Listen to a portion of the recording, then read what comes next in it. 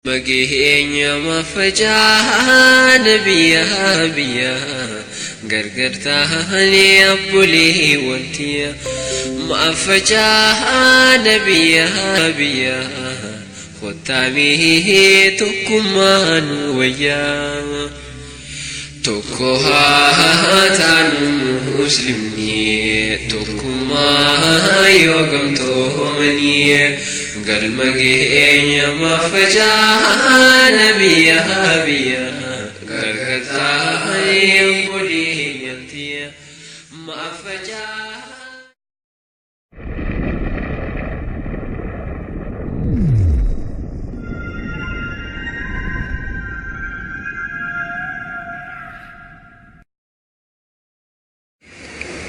الحمد لله والصلاة والسلام على رسول الله وعلى آله وصحبه أجمعين.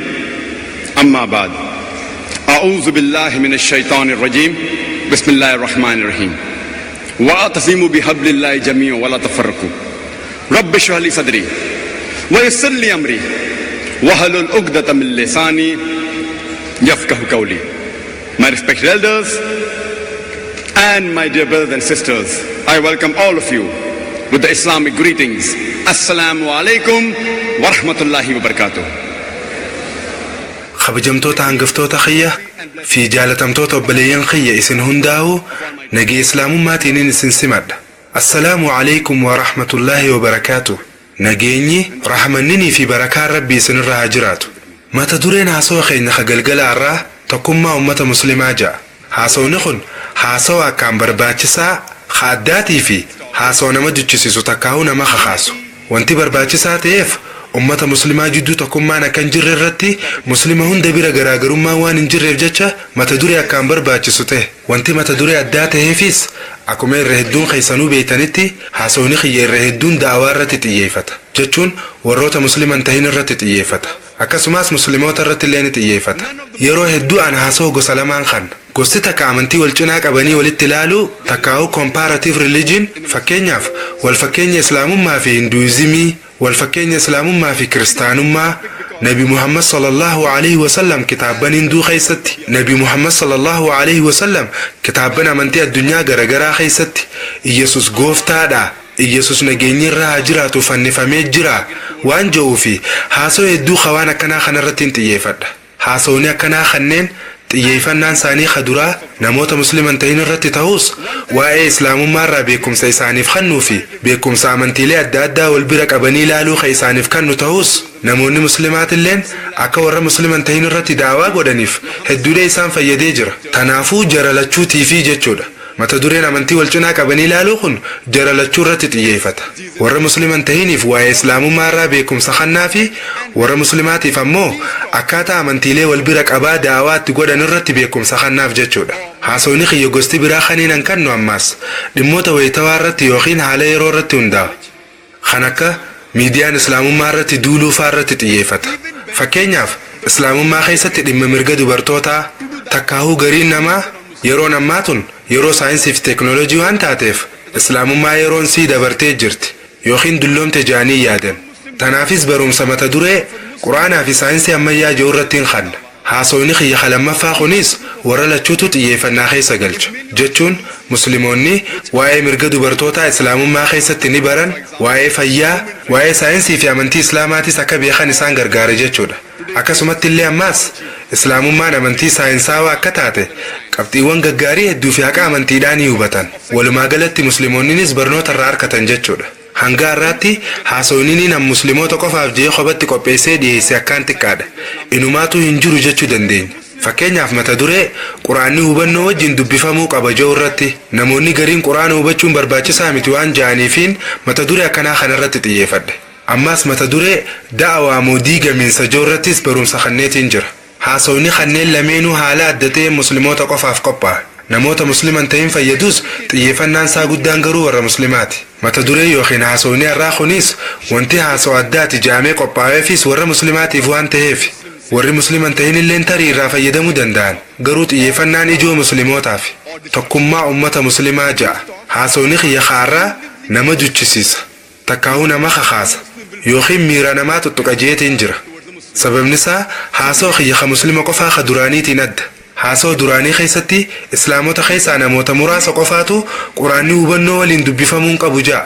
irra hedduun namaa hubannoo waliin dubbifamuu qaba ja'an. akkasuma ammaas musliimoonni muraasni daawaan godhamuun qabdu ja'an. irra hedduun isaanii daawaan godhamuu qabdii ja'anii amanan. garuu mata dureen kun kan tokkummaa ummata muslimaa jiru kun nama juchisiisa takkaa'uu nama tuttuqa. hunda keenyaa nu hirmaachisa. muslima gosa hundaa'uu if keessatti hammata yookiin irratti xiyyeeffata. tanaafin nama tuttuqa takkaa'uu nama kakaasa jee. kanaafuu hundi keessanuu waaniin an dubbaddu kanarratti qabxiileen an kaasu cufaa'uu qalbiin akka dhaggeeffattaniin isin gaafadha inshaallah. gama tokkoon beekumsa dansaa isinii kannaa, gama biraatiinis waa'ee islaamummaa irratti qabxii sirrii ta'e isin garsiisa inshaallah. tanaafuu yaabuu haasoo xiyya kanaaf xiyyeeffannaa guddaa akka kennitaniin isin gaafadha. haasoo xiyya tokkummaa ummata muslimaa jiru kana keessatti roga jiran guututtii fi furmaata hunda ibsuu hin danda'u. garuu qabxiilee ijoo ta'an ibsuudhaaf ni yaala. sababaan duraa ummata muslimaa tokkummaa dhoorke jiraachuu firqaaleeti yookiin gareeleen garagaraa jiraachuudha. akkasumas haasawoota adda addaa ummata muslimaa jidduu jiru. mazhaba jechuu dandeessa, yoo feete maslaq jechuu dandeessa, akkasumas musallah jechuullee dandeessa.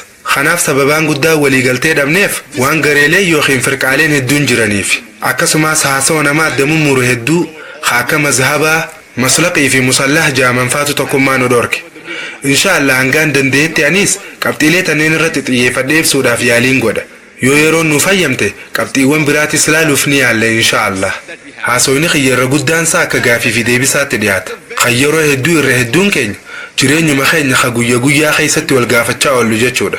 tanaafuu yeroon anasii gaafii takka kaasu namni hundinuu gaafii saniif gaafachuudhaan deebisaasiitis ifumaaf fi kennuu qaba. haala kanaan namni cuftinuu bikkatam yookiin eeysaa akka jiruuf beekuu danda'a. akkuma isinuu beektan nama daawaa godhuuf akka xiyyatti furtuun ijoon quraana keessaa suuraa aala imraan ayata 64 irratti argamti. آيانينيس أكنا جاء قل يا أهل الكتاب تعالوا إلى كلمة سواء بيننا وبينكم ألا نعبد إلا الله ولا نشرك به شيئا ولا يتخذ بعضنا بعضا أربابا من دون الله فإن تولوا فقولوا اشهدوا بأننا مسلمون.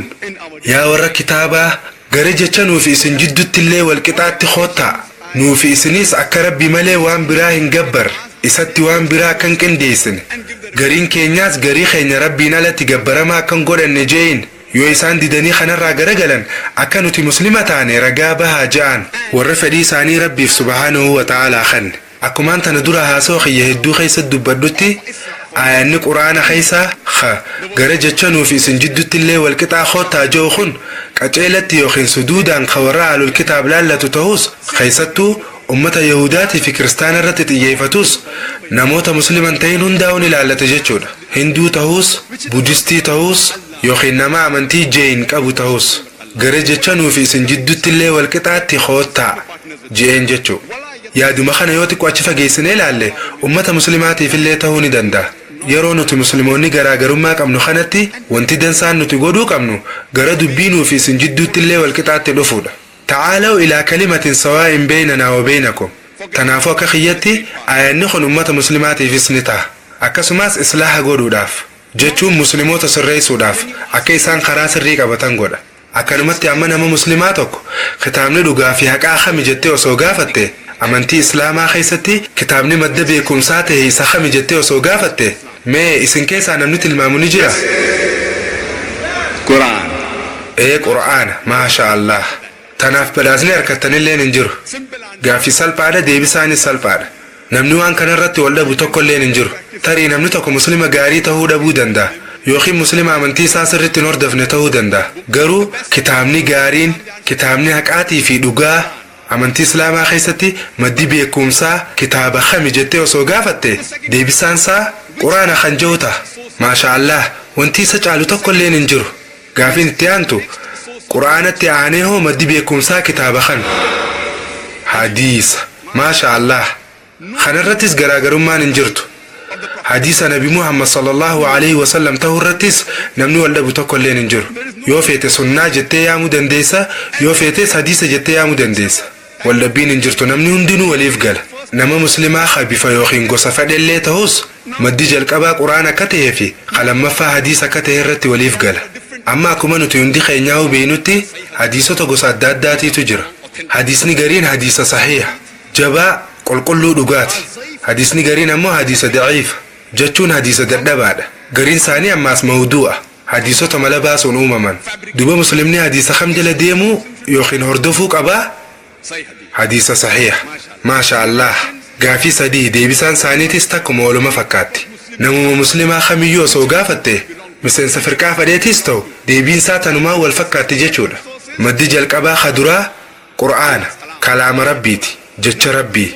Maddi lamadaatis dubbii rasuulaati sallallahu alayhi wasallam hadiisa oduu nabirraa odeeffamte. Sadaffaan ammoo hadiisa keessaa wanti nuti jala deemuu qabnu yookiin hordofuu qabnu maali? Hadiisa sahihaati. Ilaalchi biraa tokkolleen kaafeen jiru. Ta'aalaw ilaa kalimatin sawaa'in baynanaa wa baynakum. Gara jecha nuufi isin jidduutti illee walqixaatti koottaa. Deebiiwwan sadeen tanarratti hundaa'uudhaan gara fuulduraatti tarkaanfanna. Garuu muslima tokko inni maal akka ta'e yookiin ammoo hordofaa mazhaba kamii akka ta'e osoo hin gaafadhe musliimoonni biyya Hindii hedduun isaanii nuti Hanafiidha jedhan. Gariin isaanii nuti Shaafi'iidha jechuu danda'an.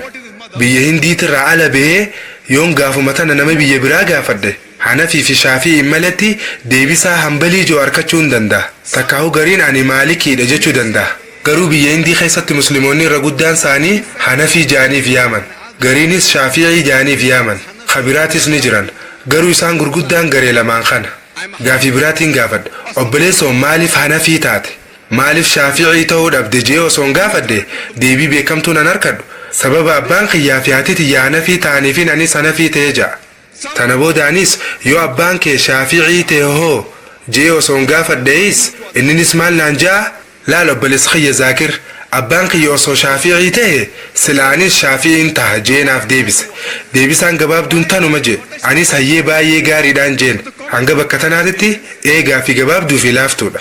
Hay osoo maatiin kee muslima ta'uu baatan yoo ati hoo maal taata jee gaafannaan bakka kanatti yeroo dheertuuf ni callise. Calje agartee ammaati waan haadhaa fi abbaan kee Hanafii ta'aniif atis Hanafii taate. Osoo haadhaa fi abbaan kee Shaafi'i ta'aniis silaatis Shaafi'i taata. Waanuma tahaati yookiin waanuma malu loojika sirriiti. Yoo maatiin kee musliman ta'in hoo bakka tanatti sa'a dheertuuf ni callise. Obboleessoo maaliif naaf hin deebisne ogguun joon sagalee laaftuu takkaan tarii anis muslima ta'uu dhabuun mala jeenaaf deebise. Anis hayyee gaariidhaan jeen hayyee gaariidha. Amma osoo umriin tee 30 yookiin 40 taatee sababni ati muslima ta'uu dhabdee fi Hinduu takkaa'uu kiristaana takkaa'uu Yahudaa yookiin Jeyni ta'uu dandeessa. Wanti niin islaama ta'uu dhabeef waan haadhaa fi abbaan kiyya musliman tahiniif jecha jettee osoo rabbiif deebiste rabbiin waan kana siif ni dhiisaa. Ammaas yeroo dheertuuf ni callise deebisaa naaf hin kennine. Anis hayyee yoo deebisaan ta'e hajjettu taate warroota musliman ta'in kan dachii tanarratti argaman cufaafuu dhiifamaatu godhamaaf ka'a. Sababni isaa haadhaa fi abbaan isaanii waan musliman tahiniif jennaan ammaas sa'a dheertuuf calje.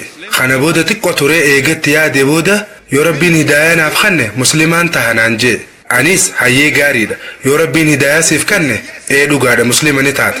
Garuu rabbiin Qur'aana keessatti suuratul Ankabuut ayata 69 irratti akkana ja'a. Walladhiina jaahaduu fiinaa lanahdiyannahum subulanaa wa inna Allaha lama'al muhsiniin ja'a. Warra karaa keenya keessatti qabsaa'an karaa keenya isaan qajeelchina. Dhugumatti rabbiin warra toltuu hojjetan waliin jira ja'a. Nama karaa rabbii irratti jihaada godhuuf rabbiin onnee isaanii banaaf. Kanaaf ulaagaan duraa ati karaa isaa irratti jajjabaachuudha. Yoo ati kajabaattu taate rabbiin karaa sirrii siif adda baasa jechuudha. Huwaadaa rabbiiti. Yoo karaa isaa irratti qabsooyte rabbiin karaa isaa siif bana. Ulaagaan jirtu tana.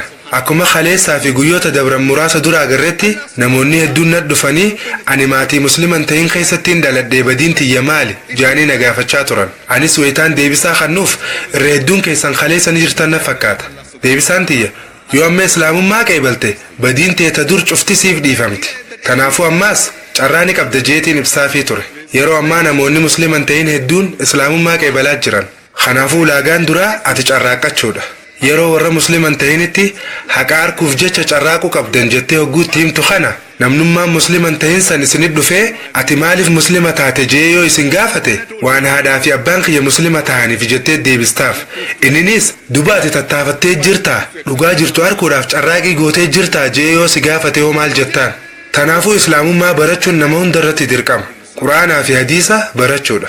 Kun dirqama. Warra kiristaanaatiif tattaafachuun dirqama yoo taate warra muslimaa irrattis haqa barbaaduuf carraaquun dirqama taati. achi boodaanis alhamdulillah haadhaa fi abbaan kee muslima maasha Allah Hanafi fi Shaafiinis miseensuma muslimaati hayyee anis maatiin kiyyaas muslima alhamdulillah tanaafuu nutis muslima taane badhaasa rabbiiti jechuu alhamdulillah itti aansuudhaanis gaafii biraatiin gaafadhe obboleessu akka ati jettetti ati Hanafiidha lameen irraa kamtu irra gaariidha Hanafiidha moo Shaafiitu irra bareeda akkuma gaafii duraaniitti hin gaafadhe isa kamtu irra gaarii Hanafi moo Shaafiiidha. That's my next question. Which is better, Hanafi or Shafi? Most of these group of Muslims, they will give the reply, कि चारों मुसल्ले बरहक है. All the four schools of thought are on the truth. That is a common reply. That all the four schools of thought, Hanafi, Maliki, Shafi, Hanbali. Muslimoonni as keessa jiran hedduun mazhaboonni hundi karaa sirriirra jiran jaanii deebisaa kannan. Deebisaa waliigalaatis kanuma. Mazhaboonni cufti Hanafiinis, Malikiinis, Shaafi'iinis, Hanbaliinis isaan hundinuu karaa qaarra jiran. Isaan cufti sirriidha. Namni tokko tokko Hanafiitu sirriidha jechuu danda'a. Gariinis Shaafi'iitu sirriidha jechuu danda'an. Garuu Musliimoonni irra hedduun mazhaboonni afranuu karaa sirriirra jiran jaanii fudhatan. Itti aansuunis gaafii salphaa takkaan gaafadhe. Gaafiilee tanneen namni hundinuu ni beekan. Waa gaafii jajjabduu miti.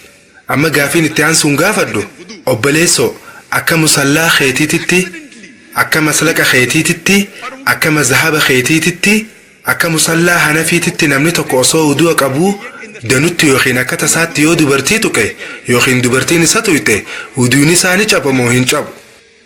Deebii warri Hanafii nuuf deebisuus akka mazhaba Hanafiititti uduun isaa hin cabu kajoodha. Anis hayyee gaariidha. Mee gara gaafii itti aantutti haa dabarru hin jeen. Akka mazhaba Shaafi'iititti yookiin akka musallaa Shaafi'iititti hoo osoo dhiirri tokko akka tasaatti dubartii harkaan tuqe yookiin dubartiin isa tuqxe osoo inni uduu qabu uduun isaa ni caba moo hin cabu. Deebisaan maal taha? Hundi keessanuu ni beektan. Gaafii salphaa deebisaan siitis laaftuudha. Uduuni nama sanii ni caba. Waan ulfaataa miti. Gaafiileen hanga ammaa ol gaafachaa turre hundinuu sasalphoodha. Akka mazhaba Shaafi'iititti uduuni ni caba. Gaafiin tiyyatatti aantus akkaan laaftuudha. Obboleessa kiyya kabajamaa ilaalchi kun lameenuu yeroo takkatti sirrii ta'uu ni danda'anii jeetiin gaafadhe. Yaada muslimni tokko akka tasaatti yoo dubartii harkaan tuqe uduun isaa ni caba jedhuu fi muslimni biraa immoo akka tasaatti yoo dubartii harkaan tuqe uduun isaa hin cabu jedhu. Yaadonni kun lameen yeroo takkatti sirrii ta'uu ni danda'anii yookiin bakka takkatti sirrii ta'uu ni danda'anii. Ani eenyuutu sirriidha jee gaafachuutti hin jiru. Ka sirrii ta'e adda baafachuudhaaf beekumsa quraanaatii fi hadiisaa qabaachuun dirqama. Gaafiin tiyya laaftuudha. Yaadni kun lameenuu bakka takkatti sirrii ta'uu ni danda'anii? Lakki sirrii ta'uu hin danda'an. Gaafii salphaadha deebisaanis laaftuudha. Deebisaa tanaafis badhaasni hin barbaachisu. Fakkeenyaaf gaafii barsiisaan tokko lama ida'uu lamaa shanii miti jee barsiisa. Barsiisaan biraa tokko ammaas lama ida'uu lamaa shan taha jee yoo barsiise isaan lameenuu sirrii ta'uu ni danda'anii?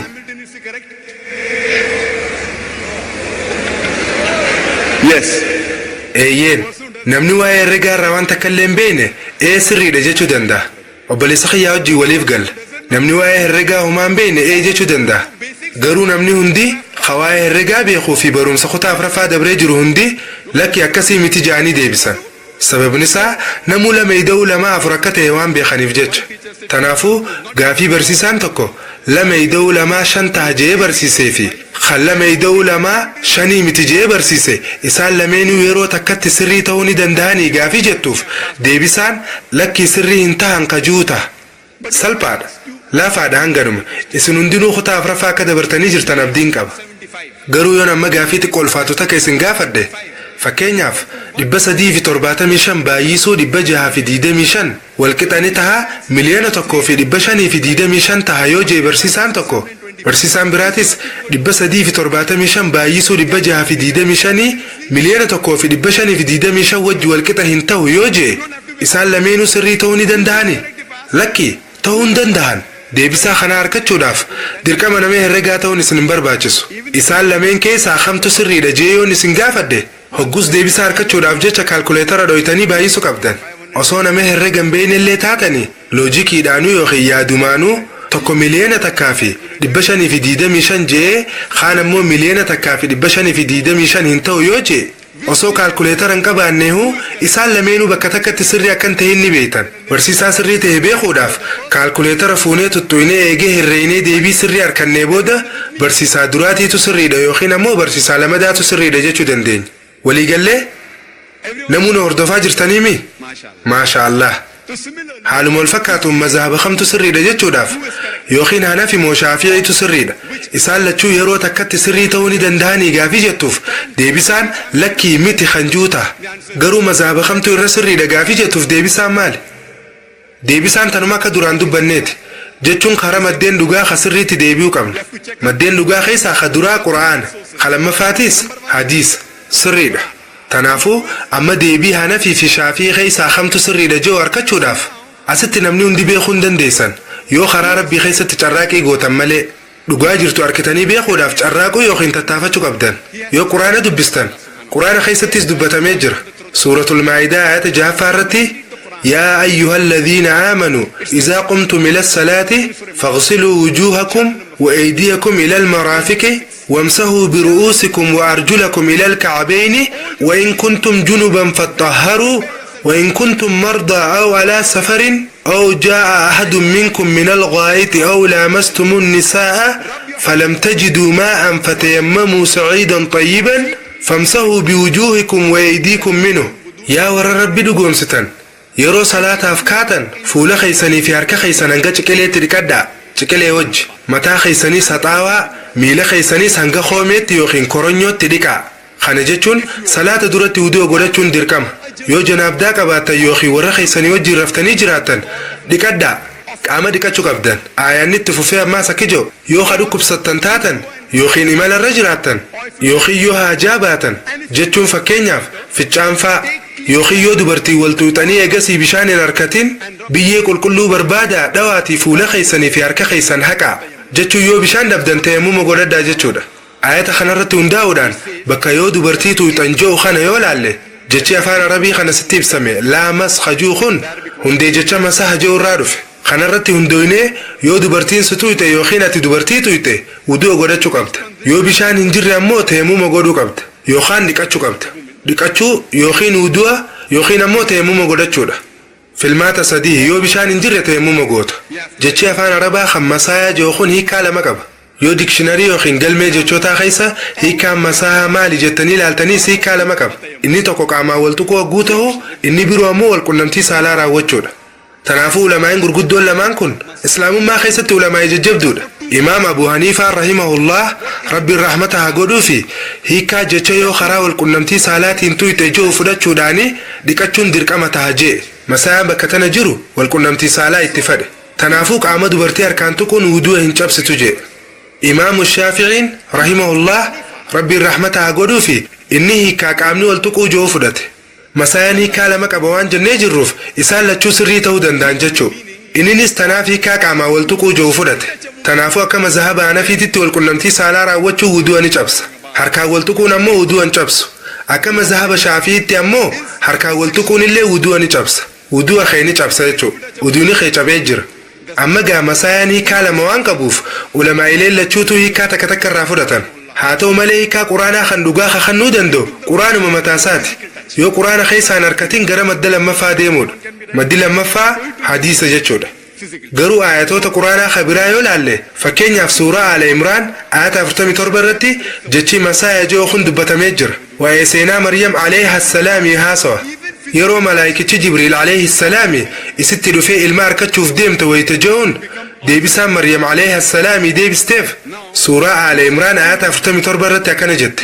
Osoo dhiirti takka illee nan tuqin akkamittiin ilma harkadha jette. Hundeen jechaa hammasaa joosan bakka tana ni jira. Amma nu hundaafuu galuu ni danda'a. Hogguu Maryam alayha salaam wayitee isiin akkamittiin ilma harkadha osoo dhiirti tokko illee na hin tuqin jettu kana tuqiinsa wal qunnamtii saalaa baanti malee tuqiinsa qaamaa wal tuqan kanaa miti. Sababni isaa namni tokko dubartii harkaan tuquuf jecha daa'ima harkachuu hin dandeessu. Garuu wal qunnamtii saalaa yoo taate carraan ilma harkachuu ni jira. Tanaafi osoo dhiirri tokko illee nan tuqin akkamitti ilma harkachuun naaf taati jette. Deebisaan itti aanee isiif dhufees Allaha yoo waan takka murteesse kun numa ja'ani fayakun wanti sanis numa taati. Hiikaan guutuun kana fakkaata. Garuu jechi masaaya jiru kun wal qunnamtii saalaa jechuudha. Gama biraatiin ويتا حديث إرجما ربي صلى الله عليه وسلم دبسنو يوي كان سايسن شك سيسي تكاهو يوي كان آيات القرآن تكتك يسنفقلو دي غرا رقا يوخي مدل مدى غرا حديثا دي مقبدن حديث نسان حديث صحيحة توقب حديث صحيحة خان أبو داود مجلدة تقفى كتاب صلاة بقنا ترباتم خيستي حديث لكوفة دبا في ترباتم سقل الرتي عائشة رضي الله عنها كنجت قافتك رسول صلى الله عليه وسلم هذا ورساني خيسا تكدنغتني وصوهي وداتين غرا صلاة دي منجت خنبود عروة رضي الله عنها عائشة دار رضي الله عنها سمالين من برو ينيو تجري جتي غافنان عائشة رضي الله عنها نخفلت جتشون حديثني تدنغتمت عائشة ممتاي سيتون غرسي سيجودا خنافو حديثني خن صحيح أبو داود مجلدة تقفى كتاب صلاة بقنا تربات مفا خلق كوفس حديثة دبا في تربات مساقل الرجرخون محدثوته الدوداني صحيح جامجر شيخ ناصر الدين الباني دبلته يجودا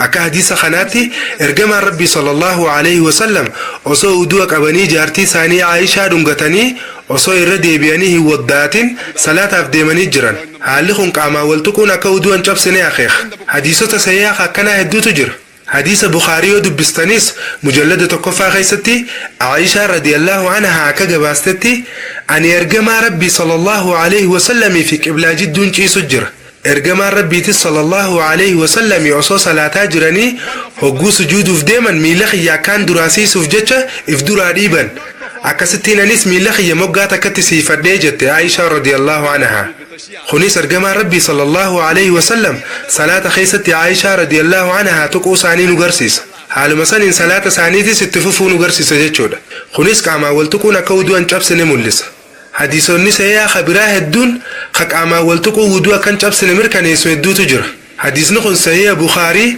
مجلدة تقفى حديث لكوفس دبشني في قدس قال الرتي أركم لكوفس شن تك سقال الرتي أما جافينا نسنجافدو أين تسري ده خنجوتا يا ده إمام أبو حنيفة تمو يا ده إمام الشافعي تسري ده إمام أبو حنيفة سبب نساء يا النساء قرآن في حديثه صحيحة وجوا والسمو فجج خنبود نمت خلفاء تعالى خنجتون إمام الشافعي دغغوري جريجتو خيتي جينا قافت لا نتي إمام الشافعي نخبج ربي الرحمة أقودو في رحمه الله نتي إمام الشافعي نخبجنا نهردفنا نجال الناس إرجما ربي صلى الله عليه وسلم كجان نمت كويجا قرنو وهي جي سيبود يو يادرت خنته يعني ساسا ياد سريته ثواب لماركته يوخين بداس لماركته يو يعني ساسا دغونغورته امو بداس تكاركته جان ولما انت كويت فتوى غدو يو ان سري كنمي بداس لماركته يو دغونغور امو بداس تكاركته اني امام الشافعي قرومت يوخين بكم سنكبو جچان جرو بيخا ان سرت وابيخ قرونمات بكم ساس قداكب قروان تكوبتشو كمن يرو إمام أبو حنيفة في إمام الشافعي سنتي إسان لمن يفو ربي الرحمة أقودو في أكام ما خنتي حديثوني اندي بكتاكت ولد تنكبا منتا حديث ولد تكابون إسان دور جل كبا مقرو إيجي إسان دبرن بودة أمورا تري حديثني أبو داود خن خمجلدة تقفى كتاب صلاة بقنا تربات مفا خلقو ساديسة ربا في تربات مسقلفة رجل خن أكسو ما حديثني صحيح بخاري خمجلدة تقفى لقو سادبشني في خد سقل رجل خن إمام الشافعي عندك أمنتها وانا ديزني خن إسان دكابيني فجيتش في المات جرى اللمين كيسا تقفى يدم حركا والتقو يوخي نمو والكنمتي صلاتي والتقو خجو إنني سركا والتقو خجو فدت وان إنك أرون تهيني فيو خام بيكم سنكمني فصون تهين تري حديثني خن إسان دك أمنتها خناف بكم سسارتي هنداوي هيكا قرانا لمان كيسا تقفدت نتي بكم سامله إني وصو بيخو أكس قد جتشو وصون تاني تري حديث خناتو إسان دكابين تهجنة فدن جتشو ده. So based on his knowledge of the Quran, which can have one of the two meaning, he took one meaning. Not that he made a mistake purposefully. What we say maybe this hadith didn't reach him. Let me give you another example. I asked the question that in the salah. ما فكيني برايسني فاخنو أماس قافي تناني سنقافد صلاة خيستي صلاة سقلين الفودمتي صلاة مخيستي صلاة فجري مغربا في شاي خيستي ايجي امامني سورة فاتحاك اريف تبودا جماعني سبودا انجرتو اكا مذهب انا في تتسقلين الخاصني عمين جاتشو كبا موين كبان اكا امام ابو حنيفة ربي الرحمة اقودو في akka maslaqa hanafiitti eegee imaamni faatihaa qaree fixe booda salaata sagaleen ol fuudhamtee salaatamu keessatti lallabdanii amiin jechuun isinirra hin jiru. Garuu akka imaamu shaafi'iitti hoo rabbiin rahmataa godhuufi eegee imaamni faatihaa qaree fixe booda jama'aan isa duubaan jirtu lallabanii amiin jechuu qaban moo hin qaban? Deebiin jechuu qaban kajuuta. Gaafii salphoodha. Namni hundinuu tana sirri beeka. Akka mazhaba hanafiitti sagalee ol kaasnee amiin jechuun qabnu, garuu akka mazhaba shaafi'iitti sagalee ol kaasnee amiin jechuu qabna. Salaata fajrii, maghribaa fi ishaa'ii keessatti jechuudha. Eenyutu sirriidha? Isaan lameen irraa nama sirrii ta'e yoo hin beekne gara quraanaa fi hadiisaa deemuu qabdan. Quraana keessaa ragaa lallabdanii yookiin suutatti amiin jechuu qabdan joo harkachuu hin dandeenyu. Tanaafuu gara madda lammaffaa gara hadiisaa deemna. حديث صحيح يود بسنة صحيح بخاري مجلد تكفى كتاب أذانا بقولنا دباف خلتك حديث دبتر باف سديت مرة يرجع ربي صلى الله عليه وسلم ويتا إمام نفاتها في تي أمين جي إسني سجلت إسن الفوداتي أمين جاء يو أمينين تيسن أميني ملايكاتي وجي ولقلت دلين تيسن تعمدورا إسني في فمتجان حديث التيانو خيستيس صحيح بخاري مجلد تكفى كتاب أذانا بقولنا دباف خللما حديث دبتر باف سديت متكررتيس namni tokko isin keessaa yoo aamin jee aaminiin isaa yoo aaminii malaayikaatii walgalte badiina siin duraa hundi isaaf dhiifamti jaan. Ammaas hadiisa Bukaarii mujallada tokkoffaa kitaaba azaanaa boqonnaa 13 hadiisa 782 irrattis wayita imaamni ghayril maghduubi alayhim waladdaalliin jee isinis sagalee ol fudhadha aamin jaa. Nama aaminiin saatii fi ta malaayikotaa walgalte rabbiin dilii saati xiqqoo taamma duraanii araaramaaf jaan. Amma yoo akkam xiqqaate hadiisota sadii kan eega suuraan faatihaa xumuramte booda sagalee ol fuutanii amiin jechuu qabdan joo sahii Bukaarii keessaa isiniif tuqeetiin jira. Haaluma wal fakkaatu yoo akkam xiqqaate hadiisa jahaa oltu sahii Muslim keessaas jira. صحيح مسلم يود بستن مجلد تكفى كتاب صلاة بقولنا دبا خدجا حديث دبا سديتي خدتك هنگا دبا سديتي خدجاتي حديثو تهنگا جها غانيتيتو صحيح مسلم خيستي سغلي الخاستني امين جچو قبدنجا اما ولي غلت حديثو تصحيح سغل خن سغليتي سن الخاستني امين جچو قبدنجو اسني في ميتنجر تنافو اما غافنتي اي نيوتو سري رجرا مسلك حنفيتي ومسلك شافعيتي مسلك شافعيتي سلباد وانا مقرانا في حديث اول سمي وردفو قبدن تلافتول اما غرا غافيتي اديبنو غافين درا اكتا ساتي وديرتي دوبرتي اركانتو يته يوخين دوبرتين ديرا اركانتو يته ودوني نچابمو هنچابو تجتو غوتاتو مي فكينيا نمني درا مسلمان تهنتكو ايغي اسلامي بودا وبليسو ذاكر وصون ودو قبوتين اكتا ساتي دوبرتي تو كي يوخين امو دوبرتين نتويته تنافو دوني خي يخون چابمو هنچابني جيو نغافته اني هو ابان كي حنفي دمو شافعي دجي غافتون قبا ابان سا مسلمامتي قرانا في حديث صحيح رتي ونداوي دي بسا خنوفين قبا ويتا قرانا في حديث قراني لالمو ودنيا كان چابني بيخو دندين يجر وصو اني ماتي فدخيسا اللي دفه دي بسان خننوف تنمتاتي yoo akka tasaatti namni wayii obboleessoo zaakir beeyta harki warra hanafi zaytawaan qabuu fi harki warra shaafii ammoo zaytawaan hin qabneef jecha haala kanaan uduunii warra hanafi akkan cabnee fi ka warra shaafii akka cabu addaan beekuu dandeenya jee ragaa saayinsaawaa yoo naa dhiyeesse tarii ogguus itti yaadee ta'uu danda'a jechuun ni mala. Garuu wanti akkas jaamu hin jiru jechuun gogaa warra hanafi addaati gogaa warra shaafiitis addaati wanti jaamu hin jiru. Gara Allahaatii fi ergamaa isaa deebi'uu qabdan. Yoo quraanaa fi hadiisa irratti qorannoo gaggeessine deebisaa harkanna jechuudha. Ammaas yoo namni biraa gaafii lammaffaa irratti gaafii na gaafate waa'ee sagalee ol fuudhanii amiin jechuu kanarratti akka mazhaba shaafi'iitti sagalee ol kaastee amiin jechuu qabda. Shaafi'iitu sirrii dubbate jechuu. Akka mazhaba hanafiitti ammoo sagalee ol kaastee amiin jechuun qabdu. Kana jechuun kee Abu Hanifaan sirrii miti jechuu keeti. Maali inni beekumsan qabu jechuu keeti jee osoo na gaafate hoo. Na'uuzu billah. Gaafii akkanaa rabbitti irraa maganfanna. Na'uuzu billah.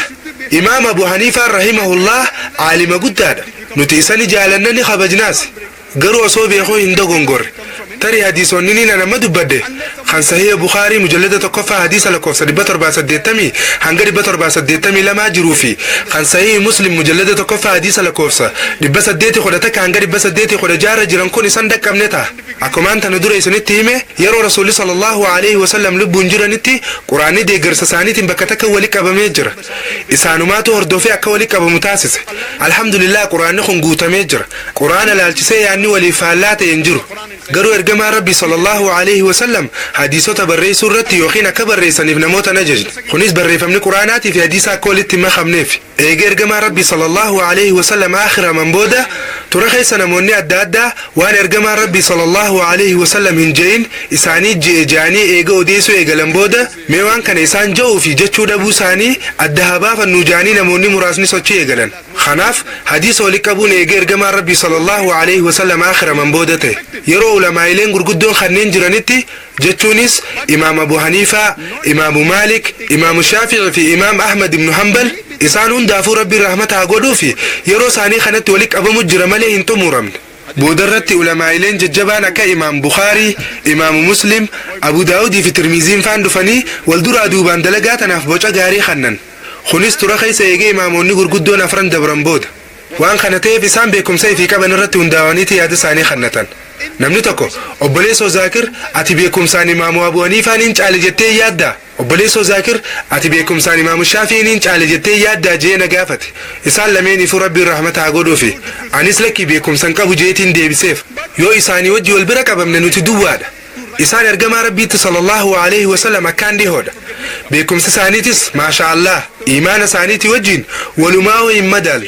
Nuti namoota ammaan tana jiran isaa wajji wal dorgomsiisuun numaa hin ta'u. Garuu wanti beekuu qabnu akkumaan dubbadhee turetti gaafa isaan lubbuun jiran sanitti yeroo san hadiisni walitti qabamaa jiraachuu isaa beekuu qabna. Akkuma imaamonni afran ja'anitti namni muslimaa hundinuu hadiisa sahihaa jiran cufaa huniin beeka jechuu hin danda'u. Yeroon ammaa yeroo saayinsiitii fi teknooloojiiti. Yeroo imaamonni jiran san hadiisota walitti qabachuudhaaf lafa keessa deemuu qabda. Deemsa kiiloomeetira 100 lakkaa'amu, kiiloomeetira 50 lakkaa'amu deemuu qabdan. Hadiisota harkatte sanis waraqaa irra barreessuu qabda. Yeroo sanitti Xerox maashinii yookiin maashinni waraqaan baay'isan hin jiru. Har'a garuu Xerox maashinni waraqaan baay'isan ni jira, faaksii jira, imeelii jira. Asuma teessee Ameerikatti faaksii godhuu dandeessa, imeelaan erguu dandeessa. Sakandii keessatti achi ga'a. Yeroo sanitti saayinsii fi teknooloojiin hanganan guddanne. Arraan tana hadiisota sahihaa hunda yoo barbaaddan diskii takka irratti harkachuu dandeessan. Bukhaarii guutuu diskii irratti harkachuu dandeessa. Bukhaarii, Muslimii fi kan kana fakkaatan IRF keessa hadiisota miliyoonaan lakkaa'amutu diskii takka irra jira. Gosa gosaan jechuu sahiha, da'iifaa fi mawduu'atti adda qoqqoodamee. Tanaafuu arraan tana sababa saayinsii fi teknooloojiin akkana guddattee jirtuuf carraan nuti hadiisota harkachuudhaaf qabnu carraa ulamaa'ileen gurguddoon san qabanii yoo wal bira qabne carraa nuti qabnuutu irra bareedaadha. Nuutu irra carraa gaarii qaba. Fakkeenyaaf arraan tana barataan tokko BScdhaan yookiin Bachelor of Science hin qabxii gaarii fidee yoo eebbifame gama beekumsa saayinsaawaatiin Isaac Newton caalaa beekumsa qabaachuu mala. Isaac Newton saayinsistii cimaa addunyaa tanaa jaamee beekama. Gama saayinsiitiin Isaac Newton tokkoffaadha. Michael H. Hart wayita kitaaba isaa The 100 Most Influential Men in History jedhu barreessu yookiin namoota ciccimoo 100 ilma namaati irratti dhiibbaa guddoo uuman kitaaba jedhu wayita barreessu. Ergamaa keenya jaalatamaa Nabi Muhammad sallallahu alaihi wasallam lakkoofsa tokkoffaarra kaa'e. Lakkoofsa lammaffaarra ammoo Isaac Newton kaa'e.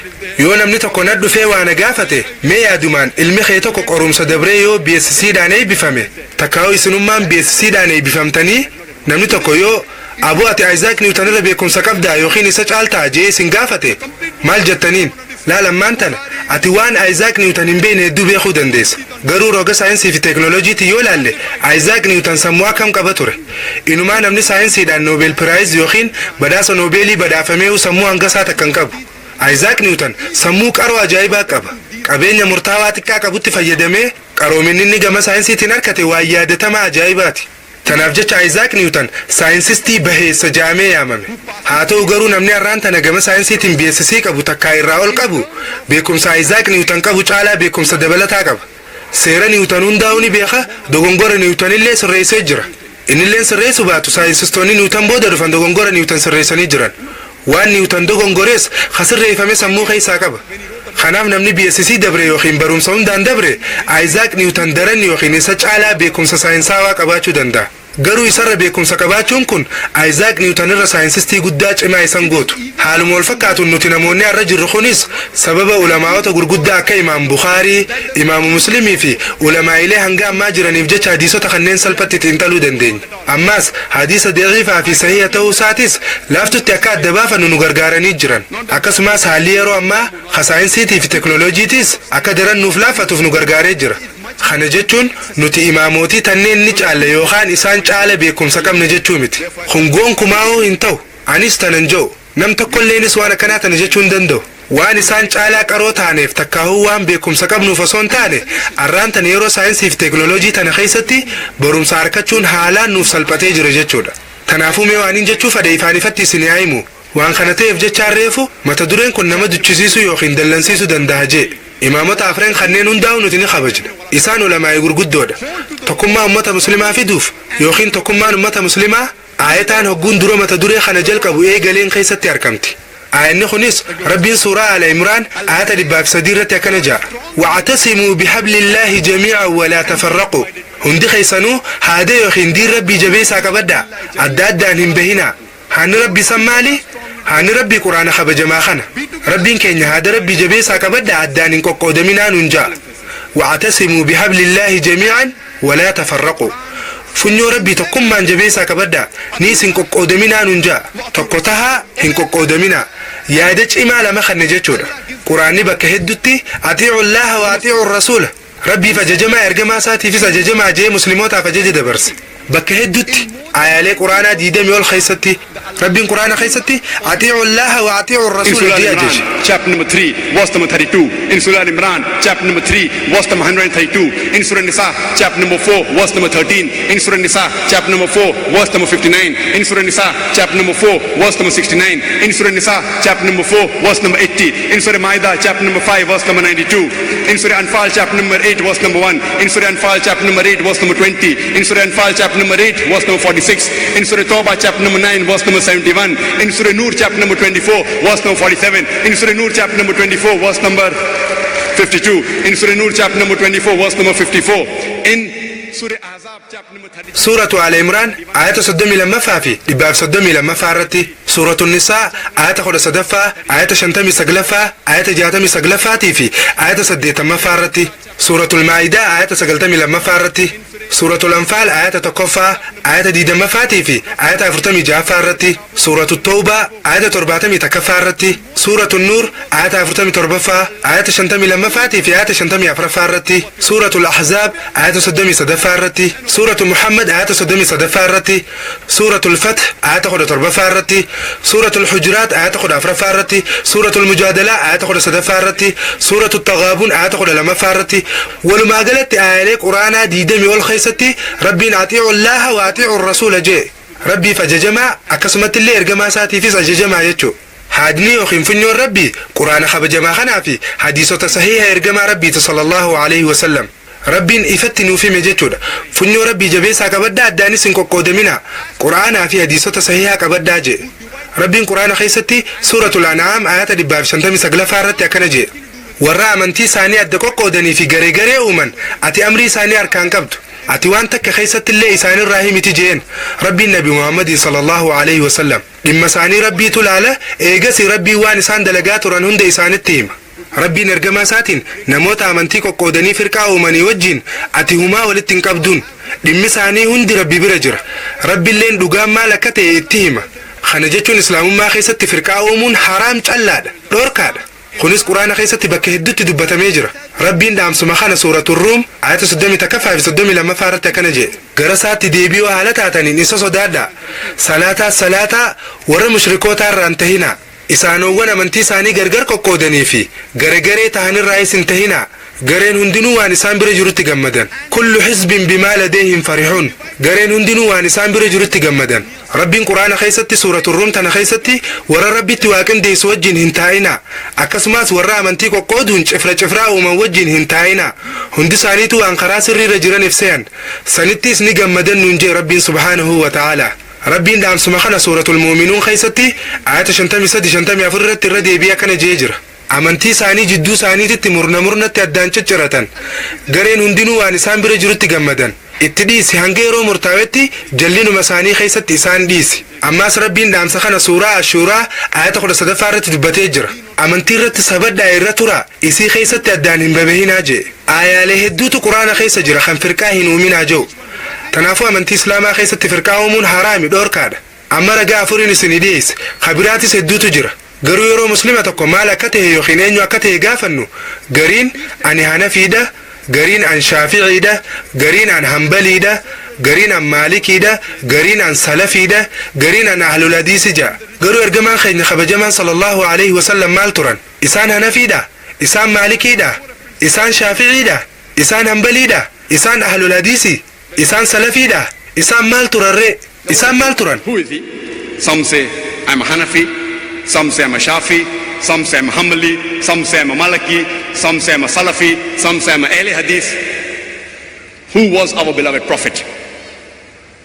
Was he a Hanafi? Was he a Maliki? Was he a Shafi? Was he a Hanbali? Was he a Ahli Hadith? Was he a Salafi? What was he? garuu yeroo muslima tokko tokko maal akka ta'e yookiin eenyu akka ta'e gaafannu tokko tokko ani hanafiidha ja'a, cinaanis an shaafi'iidha ja'a, kabiraatis an hanbaliidha ja'a, khaanis an maalikiidha ja'a, gariin an salafiidha ja'a, gariinis an ahlul hadiisi ja'a. garuu ergamaan keenya kabajamaan sallallahu alaihi wasallam maal turan? Isaan hanafiidha, isaan maalikiidha, isaan shaafi'iidha, isaan hanbaliidha, isaan ahlul hadiisi, isaan salafiidha. isaan maal turanoo? isaan maal turarree? rabbiin quraana keessatti suuraa Al Imraan ayata 67 irratti Ibraahim alayhi salaami yahudaallee miti kiristaanallee miti, garuu inni muslima qaceelaa ture, inni warra mushrikootaatiirraa hin taane ja'a. ammaas rabbiin suuraa Al Imraan ayata 52 irratti hordoftoonni Ciisaa alayhi salaami muslima akka tahan dubbata. rabbiin ammaas suuraa Al Hajj ayata 78 irratti akkana ja'a: karaa rabbii keessatti jihaada godha, inni isin filatee jira muslima isin godhuudhaan, amantii keessattis rabbiin isinitti hin rakkisne jechuun shari'aa isinitti hin jajjabeessine. diin laafaan kun karaa abbaa keessanii karaa Ibraahimi. rabbiin kana durallee muslima isiniin jee, ammaas quraana kana keessattillee muslima isiniin jee akka rasuulli ragaa isinin rabbahuu fi isinis namoota isin duraa irratti akka ragaa baataniif. tanaafuu salaataa zakaa baafadhaa, karaa rabbiitis qabadhaa. amrii teessan isumaatu harkaa qaba. rabbiin amrii teessan ka harkaa qabu ta'uu fi ka isiniif tumsu ta'uu waa gaariidha. tanaafuu rabbiin kitaaba kanaa fi kana duraa keessattis muslima jee isin moggaasee jira. rabbiitu maqaa muslima je'u kana nuuf kanne jechuudha. quraana keessaa bakka hedduutti bakka rabbiin muslima jee nu yaame harkachuu ni dandeessan. rabbiin suuraa Fussilat ayata 33 irratti ومن أحسن قولا ممن دعا إلى الله وعمل صالحا وقال إنني من المسلمين. نمني دبي غاري دبتنجرو نما خرا ربي تنما يامره. أما أسخن في سجيغا غاري دلقي أم مسلمة جينا مدى ميسر نمني غاري دبتنجرا. خنجتشون نما فديت يهون ربي فين خنجير نمني غاري دبتنجرو جتشولا. ربين كينيا أنا هنفي دا يوخين أنا هنبلي دا يوخين مالكي دا يوخين شافعي دا يوخين سلفي دا يوخين أهل الحديث جاء جن. وقال إنني من المسلمين. ربين أم مسلمة جاء نجي. ربين أم سمخان الردي بيه سورة الزمر آيات خل لما فارتي دورنا ما أمة خير إسلاميته التين أججم جي دبت نما فديسا هند ربي فخنته التين أججم جين إرجما سات صلى الله عليه وسلم. أما ربين أن دوري ورا مسلم توتات الراهي جين إرجما سات صلى الله عليه وسلم. هاسوخ يوجون يقول فرتو دعواته هنداولي تنين يقول eegalli irratti osoo hin tahin akkumaan haasoo xiyya jalqabeen jiddumatanatti jechuudha. dubbiin akkaan barbaachistu yookiin furtuun da'awaaf barbaachistu tunis suuraa Al Imraan ayata 64 irratti argamti. qul yaa ahlal kitaabi je'i yaa Muhammad yaa warra kitaabaa ta'aalaw ilaa kalimatin sawaa'in baynanaa wa baynakum gara jecha nuuf isin jidduutti illee walqixaatti koottaa. ulaagaan duraa allaa na'buda illa Allah, rabbii tokkicha malee akkan gabbar, walaa nushrika bihi shay'a خوان براتيس وانت كلي ستن كنديسنه ولا يتخذ بعضنا بعضا أربابا من دون الله. قرين خينيات قرين خين ربنا لا تقبر ما كان قدن. فإن تولوا يو إسان ديني خنرى قرقلا فقولوا اشهدوا رقابها جين بأننا مسلمون. أكنت مسلموتا تاني رقابها جين يو ور مسلم انتهي وجينو مرمي كباني وخير كون جراتي ابو اكنت مسلمه تاني رقابها جچوني كم نتورف دينات نديسه اجج ربي ولته جل ديمته خين رقابها جتان. ربي نفاني فتي سوره الحج ايات 47 فارتي مقام مسلمه جو خنا كنو فخني جرو دبته جرا آية قرآن هنگ ترباغ هن خيستي مسلمه جاءت افياما جيجر قل ام مسلمه افنجا ام مسلمه افنجا جيجر. سورة فصلت آيات 37 فارت، سورة الزمر آيات خد لما فارت، سورة آل عمران آيات 64 فارت، سورة البقرة آيات 160 جا فارت، سورة الأنبياء آيات 160 رت، سورة القصص آيات شنتمي صدفارت سورة العنكبوت آيات أفرتمي جافارت بكلا كوفسان انقطر باقي سخيستي المسلمة جاءت إفياما جين واججيجر تنافو ميقرا قرما يادا يسجرري لا الإمامة قرقود أفران خانا شفاو إمام أبو حنيفة إمام مالك إمام الشافعي في إمام أحمد بن حنبل نتيسان هنداوني جالا هندا سانيتو ننخبج akkasuma ulamaa'ilee gurguddoo ciccimoo waan ta'aniifin dinqisiifadhee isaan hordoof garuu yoo seenaa a'immaalee gurguddoo kanneenii dubbisne waan isaan ja'an yookiin maal akka ja'an hubachuu dandeenya yoo seenaa imaamu shaafi'ii dubbisne dhiifama yoo seenaa imaamu abuu haniifaa dubbisne jechuu kiyya inni waan isaan hunda dura tureef inni akka lakkoofsa miilaadiyyaatti bara 700 fi takka dhalatee bara 767tti aakhirame akka lakkoofsa hijriitti bara 150tti aakhirame jechuudha akka barataan saa Abu Yusuf jawti Imam Abu Hanifa nakana je ya Yaqub way badi warra yaada khiyana jala khataba olu ana rawanta ka jeetin boru yoon fade yaada sandiisu danda boru yaada bira qabadeeti yoon fade ifta yaada sandiisu danda Imam Abu Hanifa to kana je tanafu Abu Hanifa rahimahullah rabbi rahmata godu fi akana monni yaada san barreesine goda ture yoo namni hundinu irra wali gale male dubbi ulamaa'ileen cufti irra wali galanii fi barattoonni cufti irra wali gale yoo taate hayyema godee jira خنانا لو مني أكيد هذا صابر رئيسا نمبر بانيتور أكسم الناس برتان سا خبرة خزفر جام وكنجي نتلمنا ما أنت عنيف يا دوت خينرت في جنة جورك أبدنيجي أكبرتان إمام أبو حنيفة خنزفر جام خنجيتي أبو حنيفة أصو يا دخيل تنتلين سني مرتي جورف جتة أصو سرت نوبتين نمني أكول يفدد برسمبر بعدو جيجر خنجتشو يورا جا خم بين تات ملء دبيتي يرت هندويتني يا دخيل يقف دبرسون أبدن جيجتشو ده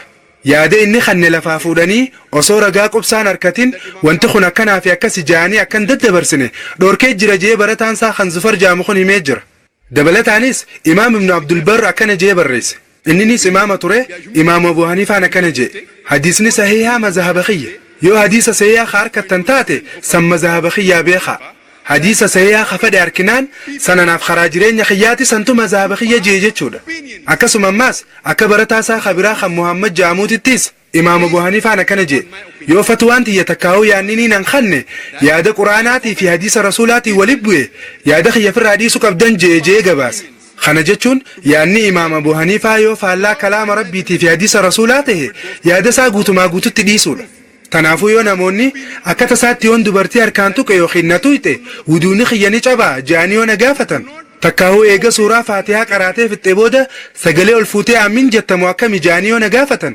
anis eega faatihaan dhumte booda lallabeetiin aamin jaajeetiin deebisaaf yoo imaamni salaata fajrii yookiin salaata maghribaa yookiin salaata ishaa'ii صلاة سجلين الفودمتي صلاة مخيستي ويتفاتها قرأي غير المغضوب عليهم ولا الضالين جيبودا عني سجلتي يولفوديتي نامين جا وانتين خنقودو فيس وانين إمام أبو حنيفة أردفوفي أبو حنيفة يودو بنتي يتكاو فتوانتي كتاب ربيتي في حديث رسولاتي ولبوتي فتواتي يفر حديث وان جيف جتشا عني زيادة أبو حنيفة للبدني أمين جينا جو سنفر حديثيتين سورة فاتحة بودا للبي أمين جاجتشو خنيس وانين هردفا إمام أبو حنيفة تهف وانين هنفي دقا تهف هنفي جتشون نموان إمام أبو حنيفة برسيسي هردف جتشو يوتاتي عن دبرا دبتي هنفي برسنتي دبا وري برا خنا نفي دايفين جو حركة دبرا حركة جاتم يوخين حركة ترباتم يسا هردفن ولما قالتي مزامني أبو حنيفة حديثو تصحيح تريجتشو ده أكي ابن وهب جيتي قافتكو ومني تكو إمام مالك الدفني قافي قافتن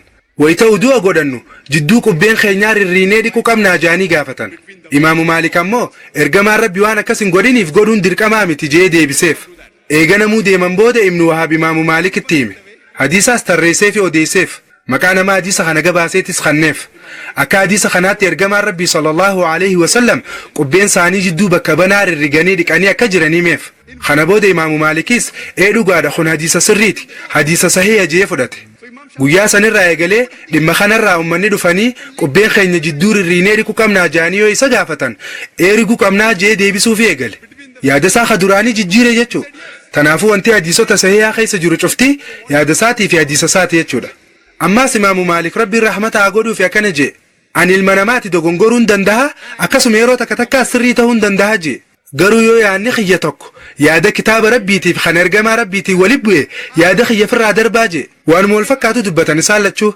imaamu maalik rabbiin rahmata haa godhuufi yoo fatwaan tiyya takkaa'u dubbiin tiyya faallaa quraanaa fi hadiisa rasuulaa taate firraa dhiisaa darbaa jee fakkeenyaaf warri maalikiyyaa yeroo salaatan harka isaanii gadhiisanii dhaabbatan.